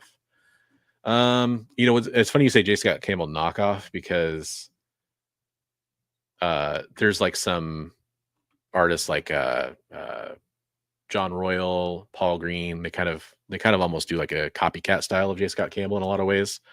Yeah, there's some obvious similarities in style there, right? Kind of like Terry Dodson and Adam Hughes, kind of a lot of crossover too, with their style in some ways too. And I actually will say that I think John Royal and Paul Green both do like better variations on their posing and faces and stuff like that than J. Scott Campbell tends to these days. I'm still a big J. Scott Campbell fan. I get the criticism as far as the legs being painted on. I mean, he definitely shows like a break in the fabric and stuff. Like you could see like where the fabric wraps around. I've seen a lot. The line for the leg looks like where the leg should be, and the cut for the fabric is kind of weird. Like, oh, I see what you're saying. Yeah, so it looks like where the leg should actually be. Yeah, I don't know. And figure drawing. I don't know if you ever were around for. I don't think he's very active on YouTube anymore. But DC Irish used to be a regular, but I think he kind of had some stuff come up in his personal life where he didn't kind of hang around YouTube as much. He's a massive J. Scott Campbell fan. He has like he tried to have like a 9/8 of pretty much every J. Scott Campbell cover that was hard to find, desirable, or expensive or rare out there. And that's a lot of books, right? And he was a huge fan. He actually would often share his criticisms of J. Scott Campbell. I think most J. Scott Campbell fans will say that they wish things were a little different with his art. Not perfect, but we do like a lot of things about his art. Exactly, and that's where I was going to go with that. But I do think that, like, you know, I lament people like J. Scott Campbell. Like, I wish he would do like a full comic book someday, like not just a cover, even if that took some time. To do. Like he used to do. Now I know that financially that makes no sense for him, right? Like he could do 20 covers in the time that it takes to do a full book, or, you know, whatever, right? We're probably off on that exactly. You get paid way more. Yeah. You get paid way more. But in an era where you still, like, Jim Lee will still do a comic book from time to time. Doesn't happen very often, but he'll still do one. And his got a way more detailed style than Jason Campbell. Now, again, he has a different role at DC. Those aren't one-to-one comparisons. Right. But gotta say hi to Christina. Yeah, absolutely. I was gonna get to that when I had a break in the conversation. But yeah, what's up, Christina? Appreciate you as always. Thanks for popping in. Christina has been the biggest victim of me not sending out something to her for the longest time, and every time I feel so guilty. She's been really awesome about it, but I got to get on it. It's just as you people might be sensing, it feels like every week I have something coming up that just kind of pushes me back down for things I'm trying to get taken care of, including a lot of things in my personal life I'm trying to take care of. Awesome Sauce says John Byrne is a legendary artist, but he's an awful human being. I'd like to call John Byrne lots of names, but this channel is very family friendly, so I'll wait for my own show. Yeah, there's definitely been a lot of thoughts on John Byrne. Chris goes into that, like talking about things that affected his career and stuff. It's really it's a really good episode. Yeah, I think that I'm at a point where I can be a fan of his work, especially his kind of vintage work, so to speak. And not necessarily associate that with who he is. And I'm with that with a lot of people. It's harder with some things that have come, like it's harder with, like, I'll just say it's harder with Neil Gaiman right now. I don't think I can go back and read Sandman right now. Doesn't mean I'll never go back and do it. It's one of my favorite comics of all time. Right. I was just discussing that with some people about separating the artist from their work, like what they've done personally versus what they've created creatively. It's like, and yeah, Mark Brooks definitely does a really good job. Mark Brooks, somebody that a lot of people don't like, by the way, just being fair here. A lot of these people go out there and they say different political leanings on social media, and they get just taken to task for it by the other side. And I'm not going to get into that, but that's just how it works, right? And then Awesome Sauce says that Stephen Amell was awesome. He met him a couple times. And worked for his convention when he owned a convention. That's really cool. I didn't know he owned a convention. That's cool. That is really cool. Yeah, Supergirl had some great moments. And The Flash, man, the pilot of The Flash gave me so much hope for that show. And I still watched it for a long time, but it got bad. Just being honest. Danger Girl. Yeah, I love Danger Girl. Yeah. Love Danger Girl and Gen 13 from his era. But yeah, figure I also feel you. I get what you're saying. Yeah, Hush 2, Jim Lee coming out. Do you have the Danger Girl sketchbook? No. Oh, that is, as an artist, I have a version. Artist, there's some really great stuff in there. Like I have a version of it. Oh, go ahead. Oh no, I was just gonna say, I'm trying to think if I think of the right one. There's one that's like a cover collection. There's one that's like an art book. It talks about like he was designing action figures and all kinds of other stuff, and it just talks a lot about anatomy, and it's really good. I'll tell you, J. Scott Campbell, and there's a few other artists I would throw in this. I'm not trying to just single any out, really, though. I loved like a Gen 13 when he was the artist on that. Like that was just a joy. Like going through panel to panel, checking it all out. Especially like I think it's he's an artist that really benefited from kind of like modern coloring and lighting that was kind of being shown off in his books. Like it really shows. And I know Sabine Rich really does a lot of his coloring these days, pretty much all of it, I think. And I don't know. I think he did some cool stuff though, like with that book. But yeah, I can't deny that I would prefer to see some different stuff from J. Scott Campbell. Amell still owns a vineyard in Washington, Chris thinks. Interesting. I've never, the whole celebrity alcohol thing, like, wines and vodkas and stuff like that. I never got into that, but I know Maynard from Tool had his own wine that people said was pretty good. A few others like that. Knocking Point. Yeah. That sounds familiar. Okay. Yeah, maybe I'll check it out. I'm not a big wine guy. Wine gives me heartburn. So let's see. What else can we talk about before we get to our main topic? Oh, I'll talk about this because I think it's very germane to the conversation we were just having, and then we'll go to the main topic. We'll save the other stuff for next week. Sound good to you, Bigby? Sure. I think this is just right in line with what we were just talking about. Frank Miller. Anytime he has a cover come out now, I feel like it's sort of like a talking point. Kind of make this so I can kind of get all in one shot here with a little bit of the trade dress.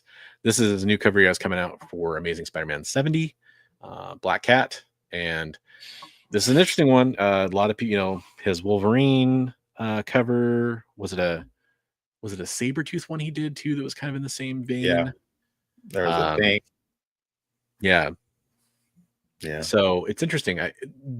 This cover, looking at it, I don't know why, but I suddenly, and talk about somebody who has another great video about this guy. John Romita Jr. is kind of what I thought of when I saw this cover, and how his style has become different over the years. And there's just all kinds of anatomy problems with that picture. Oh yeah. But just as far as like the kind of shift in blockiness and going for speed and a few other things. But Comic Tropes did a great video on John Romita Jr. I was just going to share about that. You're talking about his John Byrne one. His John Romita Jr. video was fascinating. He did a really good deep dive on his art style and kind of how it's changed and how he's kind of had to try to meet deadlines and how he's kind of, he's fast. That's what he's going for him. With Frank Miller, I think there's a lot more involved. We've kind of talked about some of the health issues. His torso too much. Yeah, that's just true. Like the abdominal areas should be way stretched out. It's just, and I think the head positioning versus the neck and it'd be her left arm. There's definitely some stuff going on there. But honestly, I like it better than the Wolverine or Sabretooth cover. Yeah. There's I don't know, maybe it's just because it's Black Cat. There's some problems with it. Don't get me wrong. Also not really liking the blurred out digital or the blurred out photo background. Maybe it's that photo. Yeah, whatever that is, that kind of, I've seen that way too much, but you don't see it on covers very often. Then again, I think like his Wolverine cover, I think it had like a super minimal back. Like I think it was just a few lines or something. But hey, at the same time too, I know Frank Miller has had some health issues going on too. We've kind of learned more about that. So, Rich points out that Rob Liefeld praises Miller's distinctive ugly design that has evolved over 25 years. Yeah, it's interesting. It is very interesting. It's just one of those things where I know a lot of people are going to talk about this. Yeah, it's unique. Is it for me? No, but how old is he? He's 68, nearly 68. So yeah, I probably won't be ordering this one. Just say not a fan. That's all I'll say. Yeah. Fan of Frank Miller, but not a fan of that picture. Frank in his stop asking me to draw era. There's definitely, I think, her left arm being pretty long. There's definitely a lot going on. That's kind of, Chris, that's kind of what I get from it. It's almost like, and people kind of point at this now, but it is true that if you go back and look at like some of the Dark Knight stuff, some of this has been there. Not to this degree, but you can see the footprints in the DNA or whatever you want to call it, of kind of where he's gone for that, and a little bit in Sin City too. Although with Sin City, I think it's more stylized, so it gets kind of that is looking there are a lot of things like that face is very much like his Sin City faces. Yeah. But I think Chris said it in his video. He said Klaus Johnson really is responsible for a lot of the Frank Miller that we think of as his best work. Yeah. It's probably more to do with Klaus Johnson working with him. And I think that's what kind of disguises or obfuscates some of his art style to some people too, that he has on his own. But hey, right. I just wanted to bring it up because I know it's a thing for people, and sure enough, we were talking about controversial cover art or whatever you want to call it, and I was like, man, this is literally that.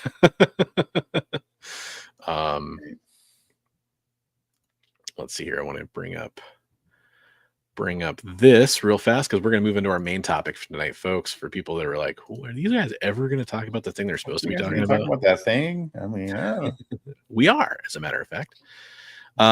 So this is kind of, I made this post on my YouTube.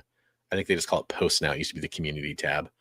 And I got some replies from some folks. One of them's in here. Please excuse the AI auto responses that it's suggesting. This is from my kind of back end on the YouTube studio. But I was asking the question, what do you think about, what does your significant other think about you collecting? And that could be open, right? That could be comic books, action figures, Lego, toys. Yeah, it could be anything. It could be your stamp collection for all that matters. But I mean, primarily with a focus on comic books or comic books and comic book related memorabilia, but anything, baseball cards, you name it. So I was asking if anybody had any stories they wanted to share, and we told them we talk about it on the show. So we'll kind of start off talking about what people brought up. And if you're in the chat, hey, start typing out those comments about what your significant other thinks about your collecting now.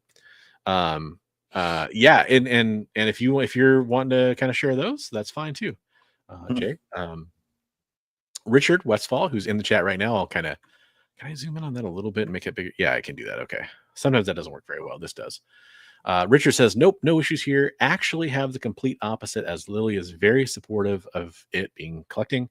When Lily and I came back to the USA from China, she knew I liked comics, and is very supportive.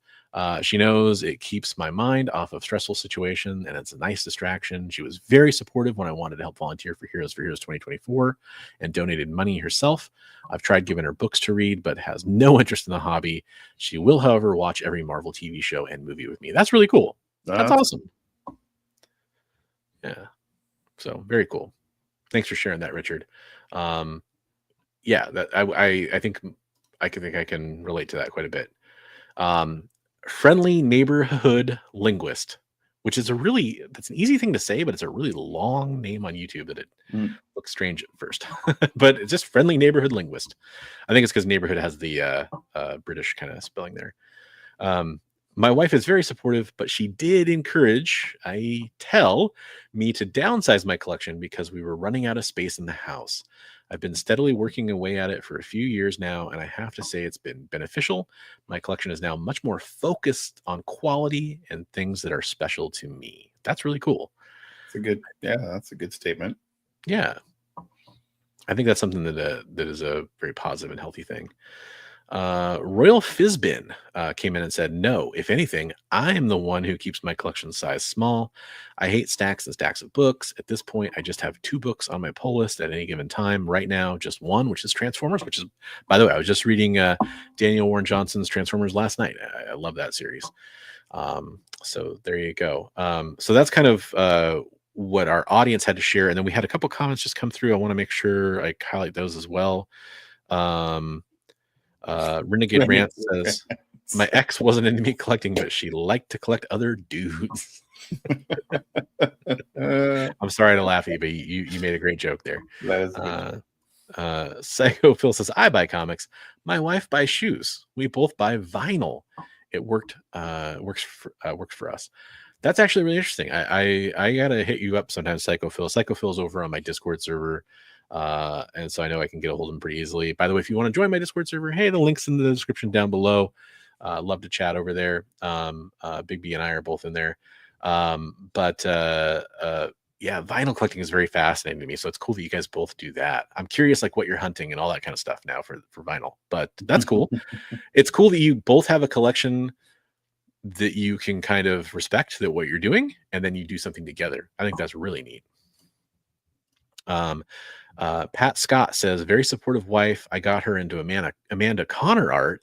She loves her Harley Quinn run. That's really cool. That's actually, I can relate to that directly.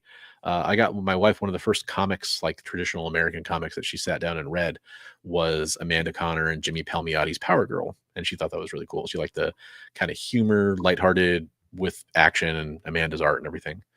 So that's really cool. I can relate to that a lot.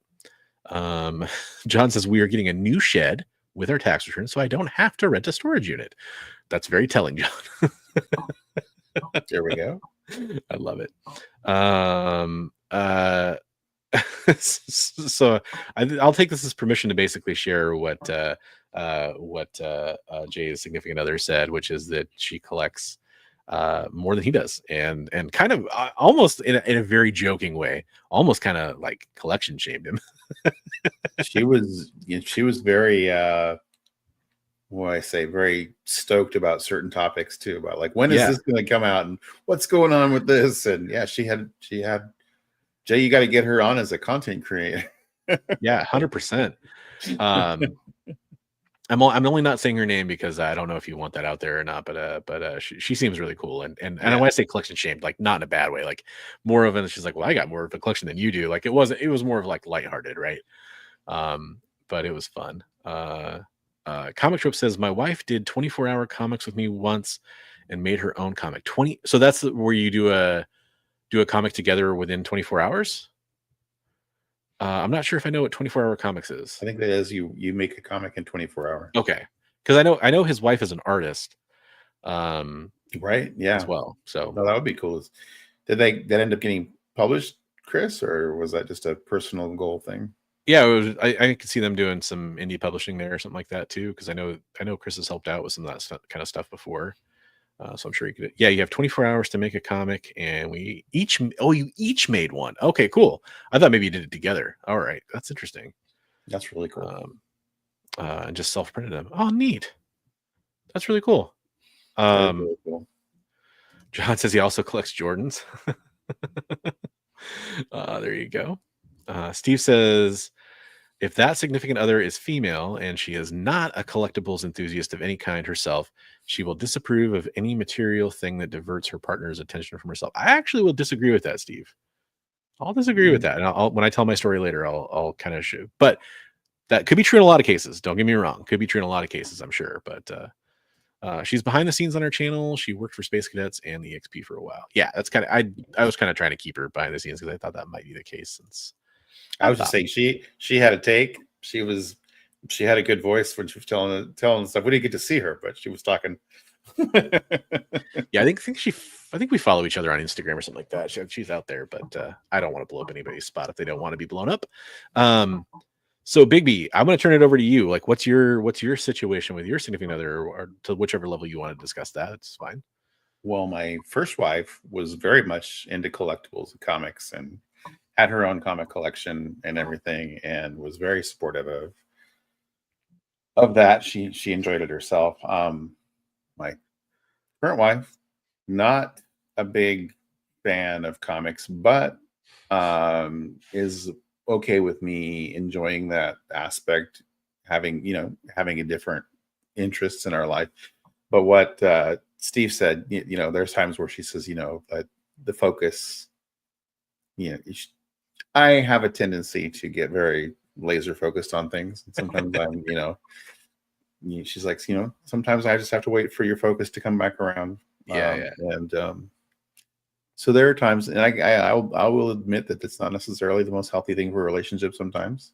But yeah, there's been times when she's been super, super duper. I mean, being that she's not things collectibles person, it's like, it's a totally different world to her. And she came in when I owned 2 shops, and she immersed herself in that world. She began reading comics, watching movies with me, beginning to understand the hobby, and was very supportive of that, and very encouraging to other collectors that came in and enjoyed the hobby. So she understands that aspect of me a little bit better. Yeah. But that's cool. Yeah. So I mean, that says a lot for somebody, really. Yeah. Hey, we totally understand Awesome Sauce. I know it's late. Thank you for coming and joining us for a while. Yeah.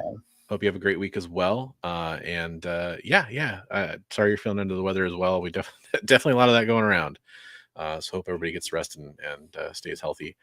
Chris, I definitely saw your comments. I'll get back to those in a second. But I think that's, there has to be a balance, right? Like that's the thing. Whether or not somebody's into collecting themselves, or whether or not they're into comic books or whatever you're into collecting, they have to understand that it's a part of what you're into. And that doesn't necessarily involve getting into it themselves, whether that's listening or talking about it, as long as they're willing to give you that space, literally and metaphorically. But it is important.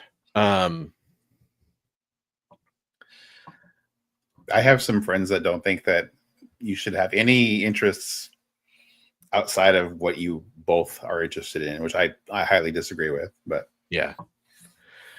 So Chris, yeah. So I don't know if you've caught up. There isn't actually an episode where we did the origin of Bigby McFly, the comic book guy. the comic book origin. But yeah, he did own 2 shops. Yep.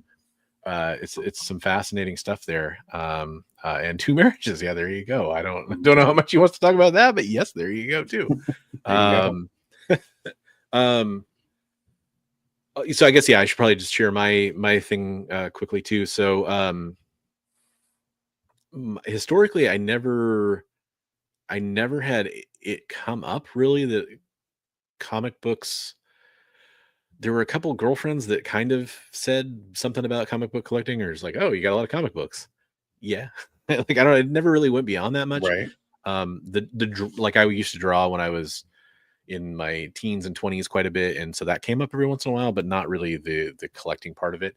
But then I met my wife, and that's kind of where she took the most interest in it, because even though she wasn't a comic book collector, and not, she's, kind of what Steve said, like about the material aspect, like she's not a material person at all. And because of like her past and who she is, so she's not into material possessions. Like, doesn't mean she doesn't appreciate some nice things, she definitely does. But it's not as important to her, I guess, was one way to put it, where I'm a very material person. Collecting is a huge part of that, right? Right. And yet she's totally she's like this. When I asked her about this, she said, it's just part of who you are. It's how you've always been. Like, her and I have been together since, since I was in my 20s. We were both in our 20s. Right. And now we're in our 40s, and it's just part of who I am. And she described it very well. She's like, your interest in comic books specifically has kind of ebbed and flowed. And it's been, kind of, it's at a higher point right now, I guess you could say. And then I'm fixated, like Bigby said, that's kind of a part of what I've learned about myself and ADHD and all that kind of stuff, is hyperfixation and kind of shifting to topics, and fascinations can kind of be a thing with that. I think that's pretty true of me. And I think it was pretty true of my dad as well. He's very much like that. Not so much for like collectibles, although he was super into sports cards for a while, like in a very like hyper fixated kind of way. As was I at the time, because we did it together. But like, yeah, Lego action figures. What else do I collect? Like stickers, like all kinds of weird stuff I've collected over the years. And sometimes, like, if I'm super into Lego, I'm not as into comic books. If I'm super into action figures, I'm not as into comic books. Or if I'm, that kind of thing, right? Right.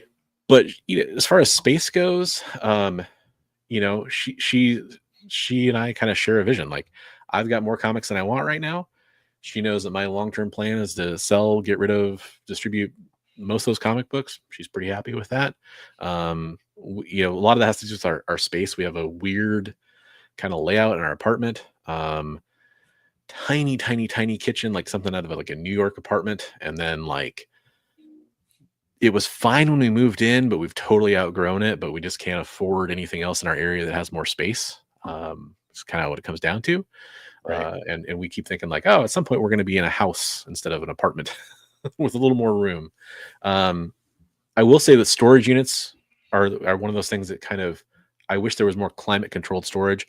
Where we're at in the Pacific Northwest, it is very, a lot of rain, not as much as some people think, but it's plenty wet to the point where you can't really store comics long-term in most storage units. Maybe very short-term you kind of could for a while, without expecting some damage to them or some kind of exposure. Right. So, for example, I actually do have some comic books in a storage unit. I physically have no room for them here, and they're not my prized, comic books that are in my like serious, real personal collection I plan to keep forever. But I would love to have a different space to store all this stuff in. That's what it comes down to, is mostly storage space. But I'm surprised no one brought up financial aspect of collecting. And I think that's kind of telling, is that not a single person that replied brought up the financial aspect. No, and that's definitely a thing. My wife knows that, that I've had shops and stuff, and I've always tried to use let the hobby fund itself. But she's like, but I'm also very not motivated to, unless I really, get on it. So she's like, I know this stuff is just gonna accumulate, and you're gonna be like, oh, that's a good deal. That's a good deal. I'm picking up this $20 book for $1 or $2 or whatever. and it's not going anywhere. Yeah. So, Yeah. It's and well, like, and Steve says she's charting your hobbyist behavior, posterity band. Fair warning. We're both extremely practical people. It's really, I think it's what we're both realists, and I think it's a huge part of what we get along with so well. Like, we're able to be just really honest with each other about our stuff like that. So I don't think that's really a problem for us. So it's never been a conflict thing for you guys, like? Yeah, don't get me wrong. I mean, we have points of conflict that exist for sure, like every relationship. But it's not about that stuff. And I think it's because our goals are kind of aligned. Like, like I'm like, yeah, there's probably too many comics, this kind of stuff hanging around. And I will say this much: she had a point she brought up, kind of as my stuff was ballooning a little bit. I was like, I'll put some of my like figures and stuff like up on my side of the bedroom, like kind of above my nightstand. I have like a shelf and stuff, and and I put some stuff up. I had like a poster up of like Iron Man or whatever, like the Tales of Suspense cover, first appearance Iron Man, and she's like, hey, I need a space in this house that's just not nerdy, adult, like not adult not in an awesome sauce kind of way, but adult in like that, mature kind of thing. And yeah, I was like, you know what, that's totally reasonable. So let's move away from that. And part of our situation is, and she's been supporting me doing this YouTube thing. It's like this kind of studio. This is my dining room, and my living room is right over here, and my kitchen's over here, and we're down here, 95% of the time when we're all in the house together. And so a good chunk of the shared space is like action figures and Lego sets and posters that you can't see on this wall, and then like stuff that you can see on that wall.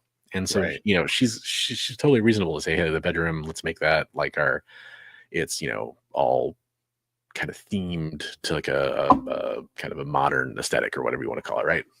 Yeah, no, that's cool. Yeah, my wife is not supportive of a nerdy area. Like when we first got together, I had a lot of the original G.I. Joe stuff and everything. She's like, I just don't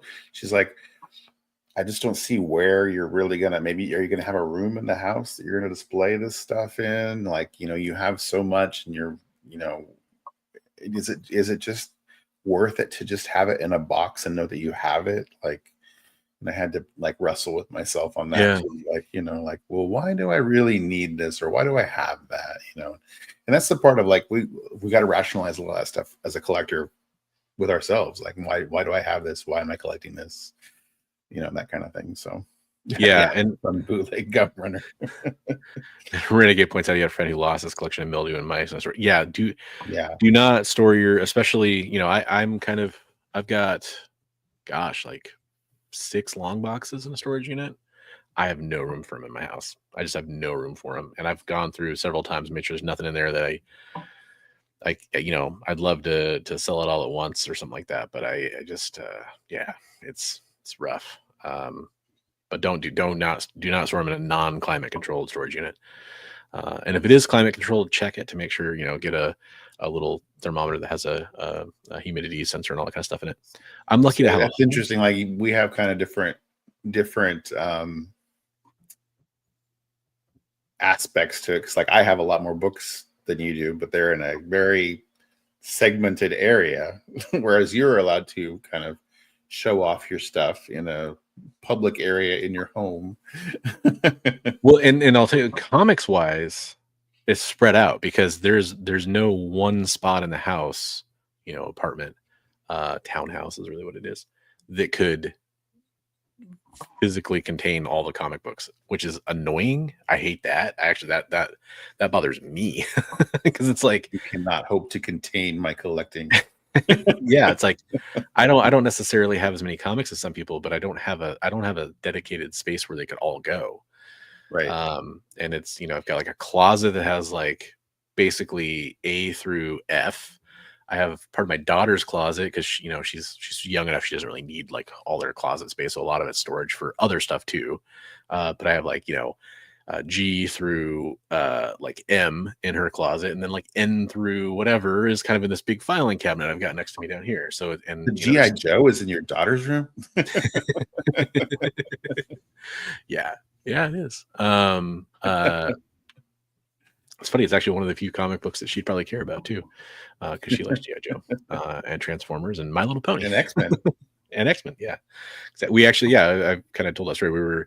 We read through Avengers Annual 10 together, which reading Avengers Annual 10 to a 6-year-old is very interesting because there's some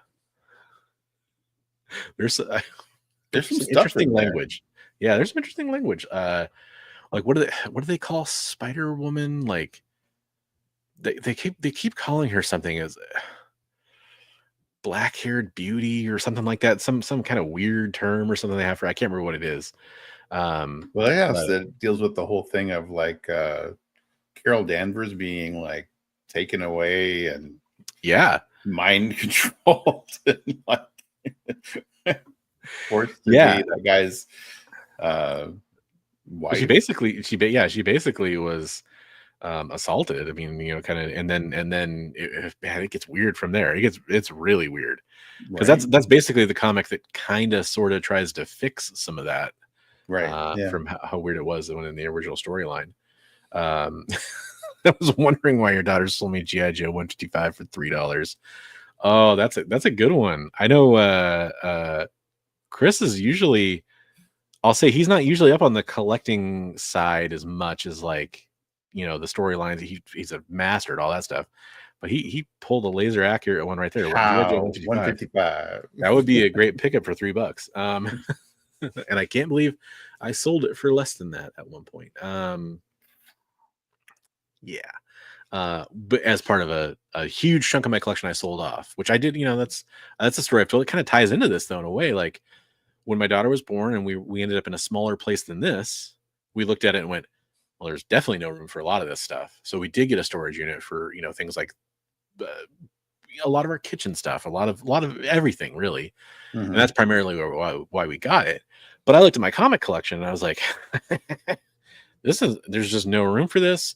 I'm not going to care about comic books for a few years at all because of, raising my kiddo, which ended up being mostly true. And so I took, I've told the story, the vast majority of my collection down to a comic book shop and sold it. Right before the comic book market took off, by the way. This is the secret tie-in that we have. The weird, weird, like almost like it was a place where I worked, but like in a warehouse in the back. Yep. They were dealing with some related stuff that wasn't on the show floor, and that you worked there, and that's where I sold it. And I mean, at the time it was definitely good. It was what you would expect from a shop at the time, for sure. Right. And I was just desperate enough to get rid of them, that it was okay with me. And I think people were bringing stuff in and they were just dumping it during that time period. Yeah, exactly. And I kept 4 short boxes of my favorite stuff that I had, and I now have probably, I definitely have more comics now than I had then, which is crazy. But I bought a couple collections since then too, and that kind of stuff too. Which is funny. I was not even into comics at the time, and I remember seeing first Supergirl in the display case for less than $100. What's the Fantastic Four issue with the Hulk where he's just hiding around the corner? Yeah. It was like $40 the display case, and I was just like, oh, that's cool. God, I wish I was into comics back then. Yeah, I just was totally out of comics at that point. I was just like, yeah, I don't care. Well, that was post shops, right? Yeah. So, and kind of like, and it was post shops. I had to sell my collection. I was just so done with. That left such a bad taste in my mouth. I was like, I'm done with it. So I come in and I go, oh, that's cool, and I just walk away. Just, no biggie. But and I mean, it's just, we could talk about that all day. But my point is that's kind of part of it. Is like, she saw that I was willing to do that when the chips were on the table, so to speak, right? Like, is my husband gonna take over his baby's room with comic books? No, I didn't. I went and sold them and tried to do the responsible thing and all that kind of stuff. Have some regrets, sure, but I also was proud of it at the time, and in some ways, kind of what makes us who we are, right? Yeah, and in some ways, I kind of recommend doing it for people that are I know for a fact there are people that watch my content, at least, that feel kind of stuck with their comic book collection, and they have like um, a need to hold on to it that they don't really understand. I've had those kind of conversations with people, and I'll tell you, like, Emotional thing, yeah. yeah, That was the sometimes, whole thing with the GI Joe action figures. I was like, what is this? yeah, This little piece of plastic. Why do I have such an emotional attachment to this thing that, it's just like, it's not the original toy that I had when I was a little kid, but it's just like, I really, really like this. Well, and to Chris's point here, there are things from that I sold that I have went back and rebought at Right. at more than I sold it for by far. Right. And it's that nostalgia thing for sure. Right. And I'll just say I'm lucky enough to have had a partner that supports that.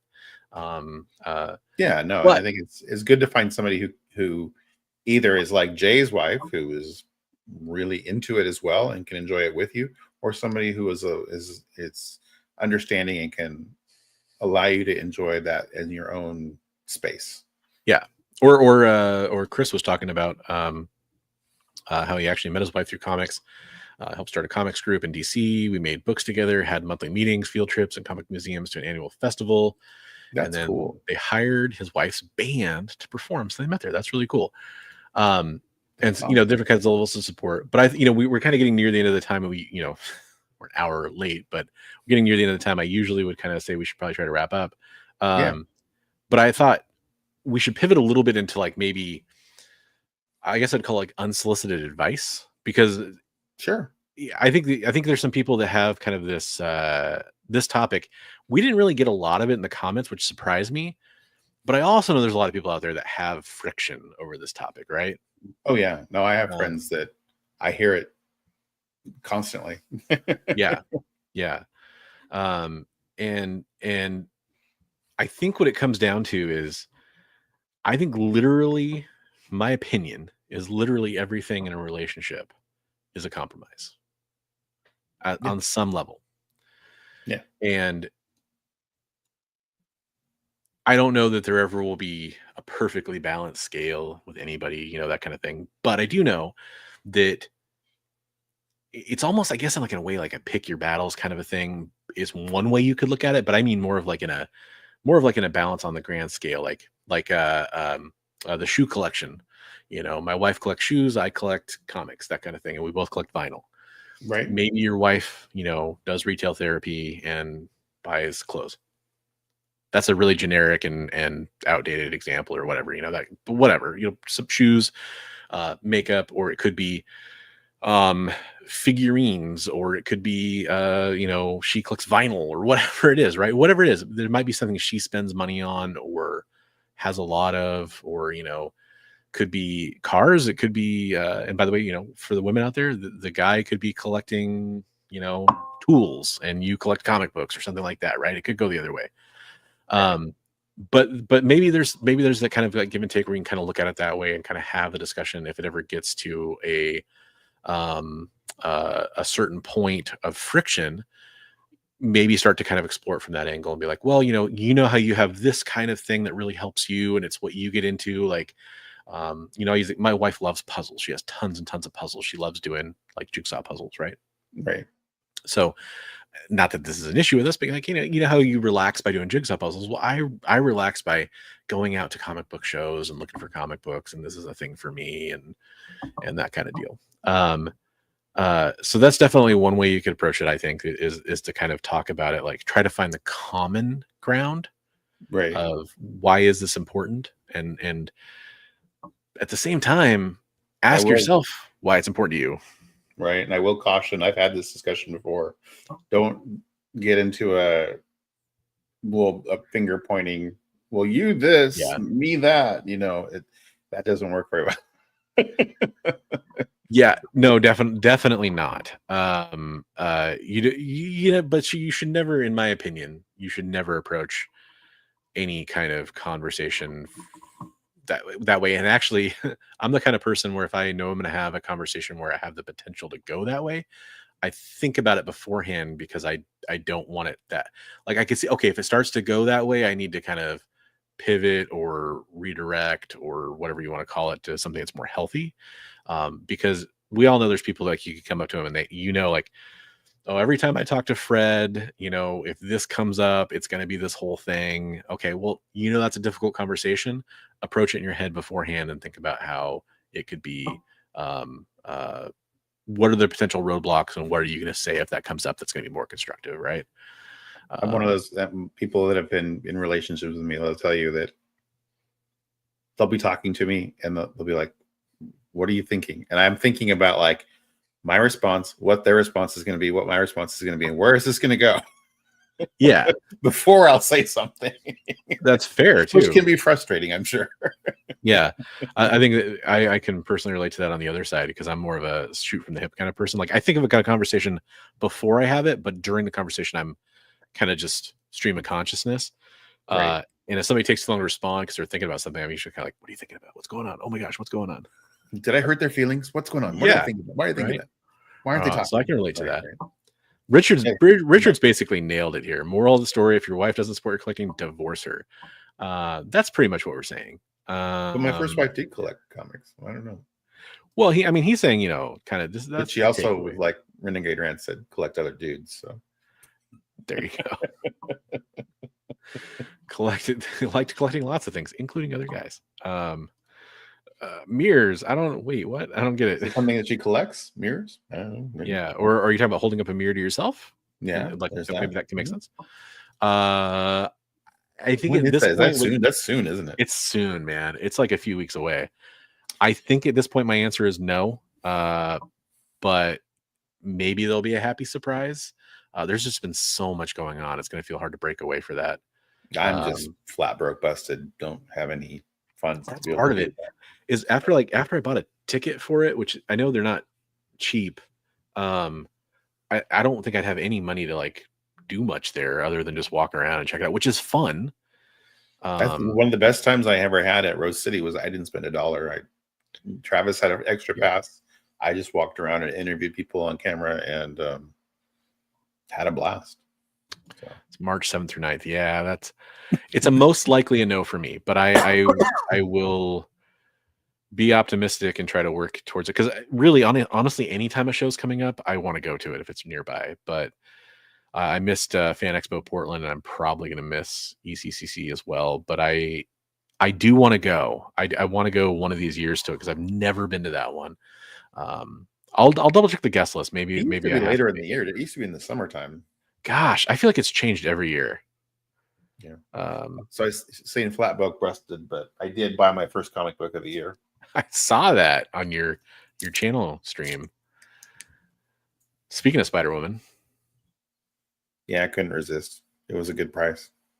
Yeah, on a 9.6. Yeah, that's pretty good. Yeah, it was $60 shipped. Yeah. It's not bad. I was like, it's a pretty good deal. I think I have an 8.5. Is it Marvel Spotlight 35 or something? Whatever I have her first appearance in like an 8.5, and I have her. Oh, nice. I have that like in about the same grade, I think. Kind of bottom around the same time. It's funny. Mm-hmm. Those two covers look really like they pair really nicely with each other. Yeah. Cool. So the mirrors can women live without them. There we go. Yeah, I caught all that. Shapes and sizes. Always one within reach. Okay. Sweet. So I'll see John at Frankenstein Comic Swap. That's coming. Yeah, I'm actually prepping for that now. I'm going to order some supplies, like some labels and stuff, some stickers, to get set up for that. What else do we have to say about this topic? I guess I feel like there's more to it, but there is a lot more. We could dig a lot more in depth into it, like the financial side of it, the side, the conflict that it can cause. There's a lot deeper we could go, but so I'll touch on the financial side real fast. Oh, sorry. Go ahead. Go ahead. I just said I think we scratched the surface. Just okay. Yeah. The financial side. Here's what I'll kind of say. This is my recommendation to anybody that collects comic books: set a budget. Just set a budget. The people that collect comic books, unless you're extremely well off, which if you are, great, I'm happy for you. But the people who collect comic books and don't set a budget, they tend to get in over their heads. And whether you're collecting alone or with somebody, that can create problems. If you have a budget and you know, whether that's, I kind of took some advice actually from Reggie Collects a long time ago, literally years ago, where I kind of have a separate account where money I get from things comic related go into it. And that's mostly, I'm bad at this sometimes, but it's mostly where it comes out of too. And when that account goes to zero, I don't buy comic books. I haven't bought comic books in a while. Yeah. I did a little deal over at the Bigby McFly's famous Golden Age Honey Hole. That's the last stuff I bought. So yeah, besides the first book I bought since I think November. Besides these charity benefit books, but yeah, and I'm definitely trying to buy less too, I guess. But that's not to say I don't do trading and stuff with other people, but that's different. Actual money going out of my bank account. Yeah. I guess I should say, I know Bigby's holding some stuff for me that I have to come up with some scratch for, so hopefully I can do that after Frankenstein. Yeah. But yeah, it comes down to, like, I think that's the easiest solution because it's going to be beneficial for you no matter what. And if you and your significant other can agree on that, it's like, hey, maybe, hey, honey, like, I get this paycheck and this much of it I'm going to hold aside as kind of like my play money or whatever. As long as you both agree on that, I mean, that should be fine, right? Right. No, I've always had like this much X amount of my paycheck every week goes towards, you can spend this on whatever you want. But yeah, I think that's healthy. You got to be responsible with it. It's really tough. And then, but my thing has always been like, well, okay, I'm going to spend that money and I'm going to try to use it to buy things at a good rate where I can use the hobby to fund itself, to snowball that into more money to buy a bigger book. Where I've been able, like last year, I was able to buy a lot of big books, but it was from using that, churning the smaller books into bigger books, into or continuing to use that money to buy more and more books that I would find at a good rate to turn and to get, Yeah. And I've learned a bit from that method too, because it's something I was kind of doing on a smaller scale anyway. I try to like focus that a little bit more. It's a really good strategy. Kind of, I mean, in some ways it's separate from this conversation, but it's all connected at the same time too. Yeah, no, but I would say like a lot of like what we're saying, like unsolicited advice, I'd say a lot of it has to do with self-reflection too. If there's a conflict or there's a, that kind of an issue. Mirrors, self-reflection. Yeah, they're good for that. And communication. And being open and honest and trying to communicate your feelings and trying to communicate. Sometimes that's a good way to work through self-reflection. Is like, I'm feeling this way about this thing. I don't really even understand why, Yeah. So, and I mean, I think there's by the way, part of why I want to do this topic is there's the meme that goes around, and it kind of goes around with every guy hobby that you can think of: cars, tools, whatever you can think of. You see the meme like, what's your greatest fear? It's that my wife sells my comics for what I told her I paid for them when I die. Right? Like that meme. Right. I see that all the time. And thinking like that, and it always makes me chuckle because I would just say don't keep those secrets, because that's what that meme is implying, is that you're keeping your spending and what you do a secret. Right. Like, that FF #1, when I got that, I told my wife exactly what I paid for it, what it was worth. I want her to know, like, if something happens to me, and I'm lucky I have made a deal with Ryan Automatic Comics. I said, if something ever happens to me, can my family contact you? And he said, I will help you. I will help them move those books to get what they're worth for you. So, and that's awesome. That's really awesome. Because I mean, there is some of that that I see, and it doesn't mean you got to be like so transparent to like, oh, here's what I spent on this, here's what I spent on that. I mean, maybe Right. you do. It depends on the situation, but it's like for me, it's like, well, the money's coming from this account. Like the money that goes Right. into the account comes from all the stuff I do, and the money comes from that account. It's like, it's like then she doesn't care what happens with that. I mean, we had that discussion where it's like I said, I have the money, I'm churning it to build to get more, and she's like, good job, you were able to get this thing. She's like, I may not understand, why you need to have Fantastic Four #1, but good job. You didn't put a hurting on the family to get it. So yeah, that's a big one. It's a big one. It's one I think about because I've slacked on like valuing and stuff, like and showing my partner like how do you get into like see like, here's my app that shows you all of that. I'm like, well, that's just on my phone. Like there's no way she'd know what they're all worth, so it's something I definitely think about from time to time too. Well, I think like like I've told my wife, I'm like, she knows a lot of my friends that are regulars that I talk to and stuff, and I'm like, first off, talk to this person, but I'm gonna have contact information for you in case something ever happens to me. So that's smart. That's really smart. But I think if we put that out there as to our spouses, like, hey, if something happens to me, contact, like you could tell your wife, contact Bigby, and he'll help you find somebody to get the value for my books or something. Definitely. So yeah, and I think that's another solid piece of advice. And then God, there's so much that goes along with that. It's probably a topic that we'll tackle a different time too. It's just like, yeah, that is sure your wills in order.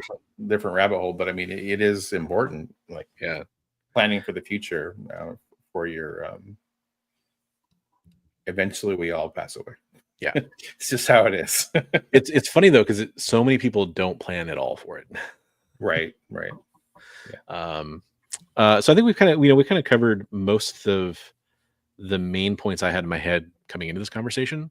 Yeah, and I specifically was like super curious to see what everyone had to say about their significant others, and we did get kind of a range there, which is pretty cool. I think if you're watching this on the rewind, please put it in the comments. Like, oh yes, we will definitely go over that stuff again. Like, bring it up, because I think we're I would say 95% chance that we're going to revisit at least parts of this topic in the future, whether it's expanding on it or tying it into like things like what to do with your collection if you're thinking about death or those kinds of things, or like basically like estate planning with your collection kind of thing. Yeah. And I think one thing we'll probably talk about too is like collection addiction, that kind of stuff too, that'll kind of tie into some of this as well. And yeah, like same thing, like if I die, delete my browser history, contact Bigby. my password is Sydney Sweeney #1 fan XXX 69. So wanting to be buried with the collection is a no. Yeah. I mean, King Tut style. If you can enshrine it in a large enough tomb, I guess go for it. Put it in the slab, I think those are really good topics. I think I want to be like you said, collection addiction, like intervening with other people, like, or being able to talk to your friends about that kind of stuff. Yeah. I mean, like, obviously I'm going to be completely ambiguous here, but like, I've had this conversation with several collectors. I've had it with you about other people where we're kind of like, that person seems to be doing stuff that seems kind of like, bad for them. Destructive to their, self-destructive is a good way to put it. Yeah. So I think we're definitely going to talk about that too. It might even be our topic next week. Maybe we'll talk about it then. Could be. Yeah, you and I actually need to talk about that because I want to make sure we nail down a topic to kind of discuss, have everybody kind of on the same page for next week. Because I love that people had time to kind of chime in on this on social media and talk. No, that was really cool. I think if we can do that and get more of like, a feedback engine before we even start the show. I'm just going to point out to the chat, you all can recommend topics to us as well. We love that. Yes. So whether you're watching on the rewind or here in the live, but I do want to say before we go, The last show I want you to check out tomorrow night on EXP, which again, we're streaming over on the EXP as well. Link in that description below. This one is at 9 Eastern, 8 Central, and that would be 6 Pacific. That's Kicking It with Henri. Henri Campen is a comic book creator as well, and he does a live claim sale on the EXP. Also, we're checking out, so make sure you go check out that one. On your way, make sure you go sub up Bigby McFly, the comic book guy. If you want to sub up myself, I've seen a lot of fluctuation on my sub count recently. It's kind of gone up, it's kind of gone down, it's kind of gone up, it's kind of gone down. Like it could go up, it could be down. That's fine. I don't really ask for those things, but that'd be great. So close. What did I miss? What did I miss? Oh, Jay says I'm so close. Kicking with Henri at 9 Eastern, 8 Central, right? No, am I wrong about that? Oh man. Now you're gonna have to go back over it. I'm seeing if he corrects it in real time. It's at 10 Eastern, 9 Central. Okay. But I did read what was this. I'm Ron Burgundy. I did that. You may need help with your Sydney Sweeney addiction. She's become such a meme on this that I definitely, and Roy Thomas, that I hope to get some time with that. I might actually enlist Bigby because he does some great like Instagram reel type stuff. Maybe I'll get your help on this. I want to do like a little Sydney Sweeney sizzle clip kind of thing we can play the first time she comes up. Still want to try to do that. I made one. There's 2 of them on my my Instagram. Oh, I totally saw those and know exactly what you're talking about, and I just forgot to mention those at this point. No, I'm going to go check them out after we end the show. By the way, I made them just for Richard. Everybody out there, go follow Bigby McFly over on Instagram. Go follow the EXP over on Instagram. That's one of the places they go live, and you can get all the updates about our show when we talk about it on both those places. Bigby and I collaborate on a lot of Instagram stuff for the show here, so you definitely want to check that out. You can follow me as well. I'm over there at Bronze Age Nerd at Instagram.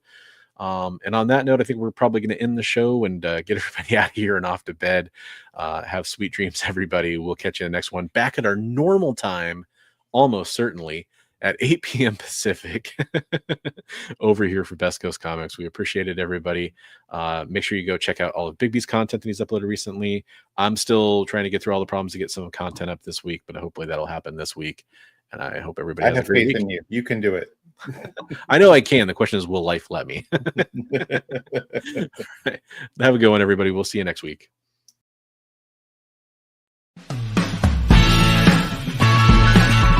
Join the party. Head over to our link tree to find all the links for everywhere the experience is all the time.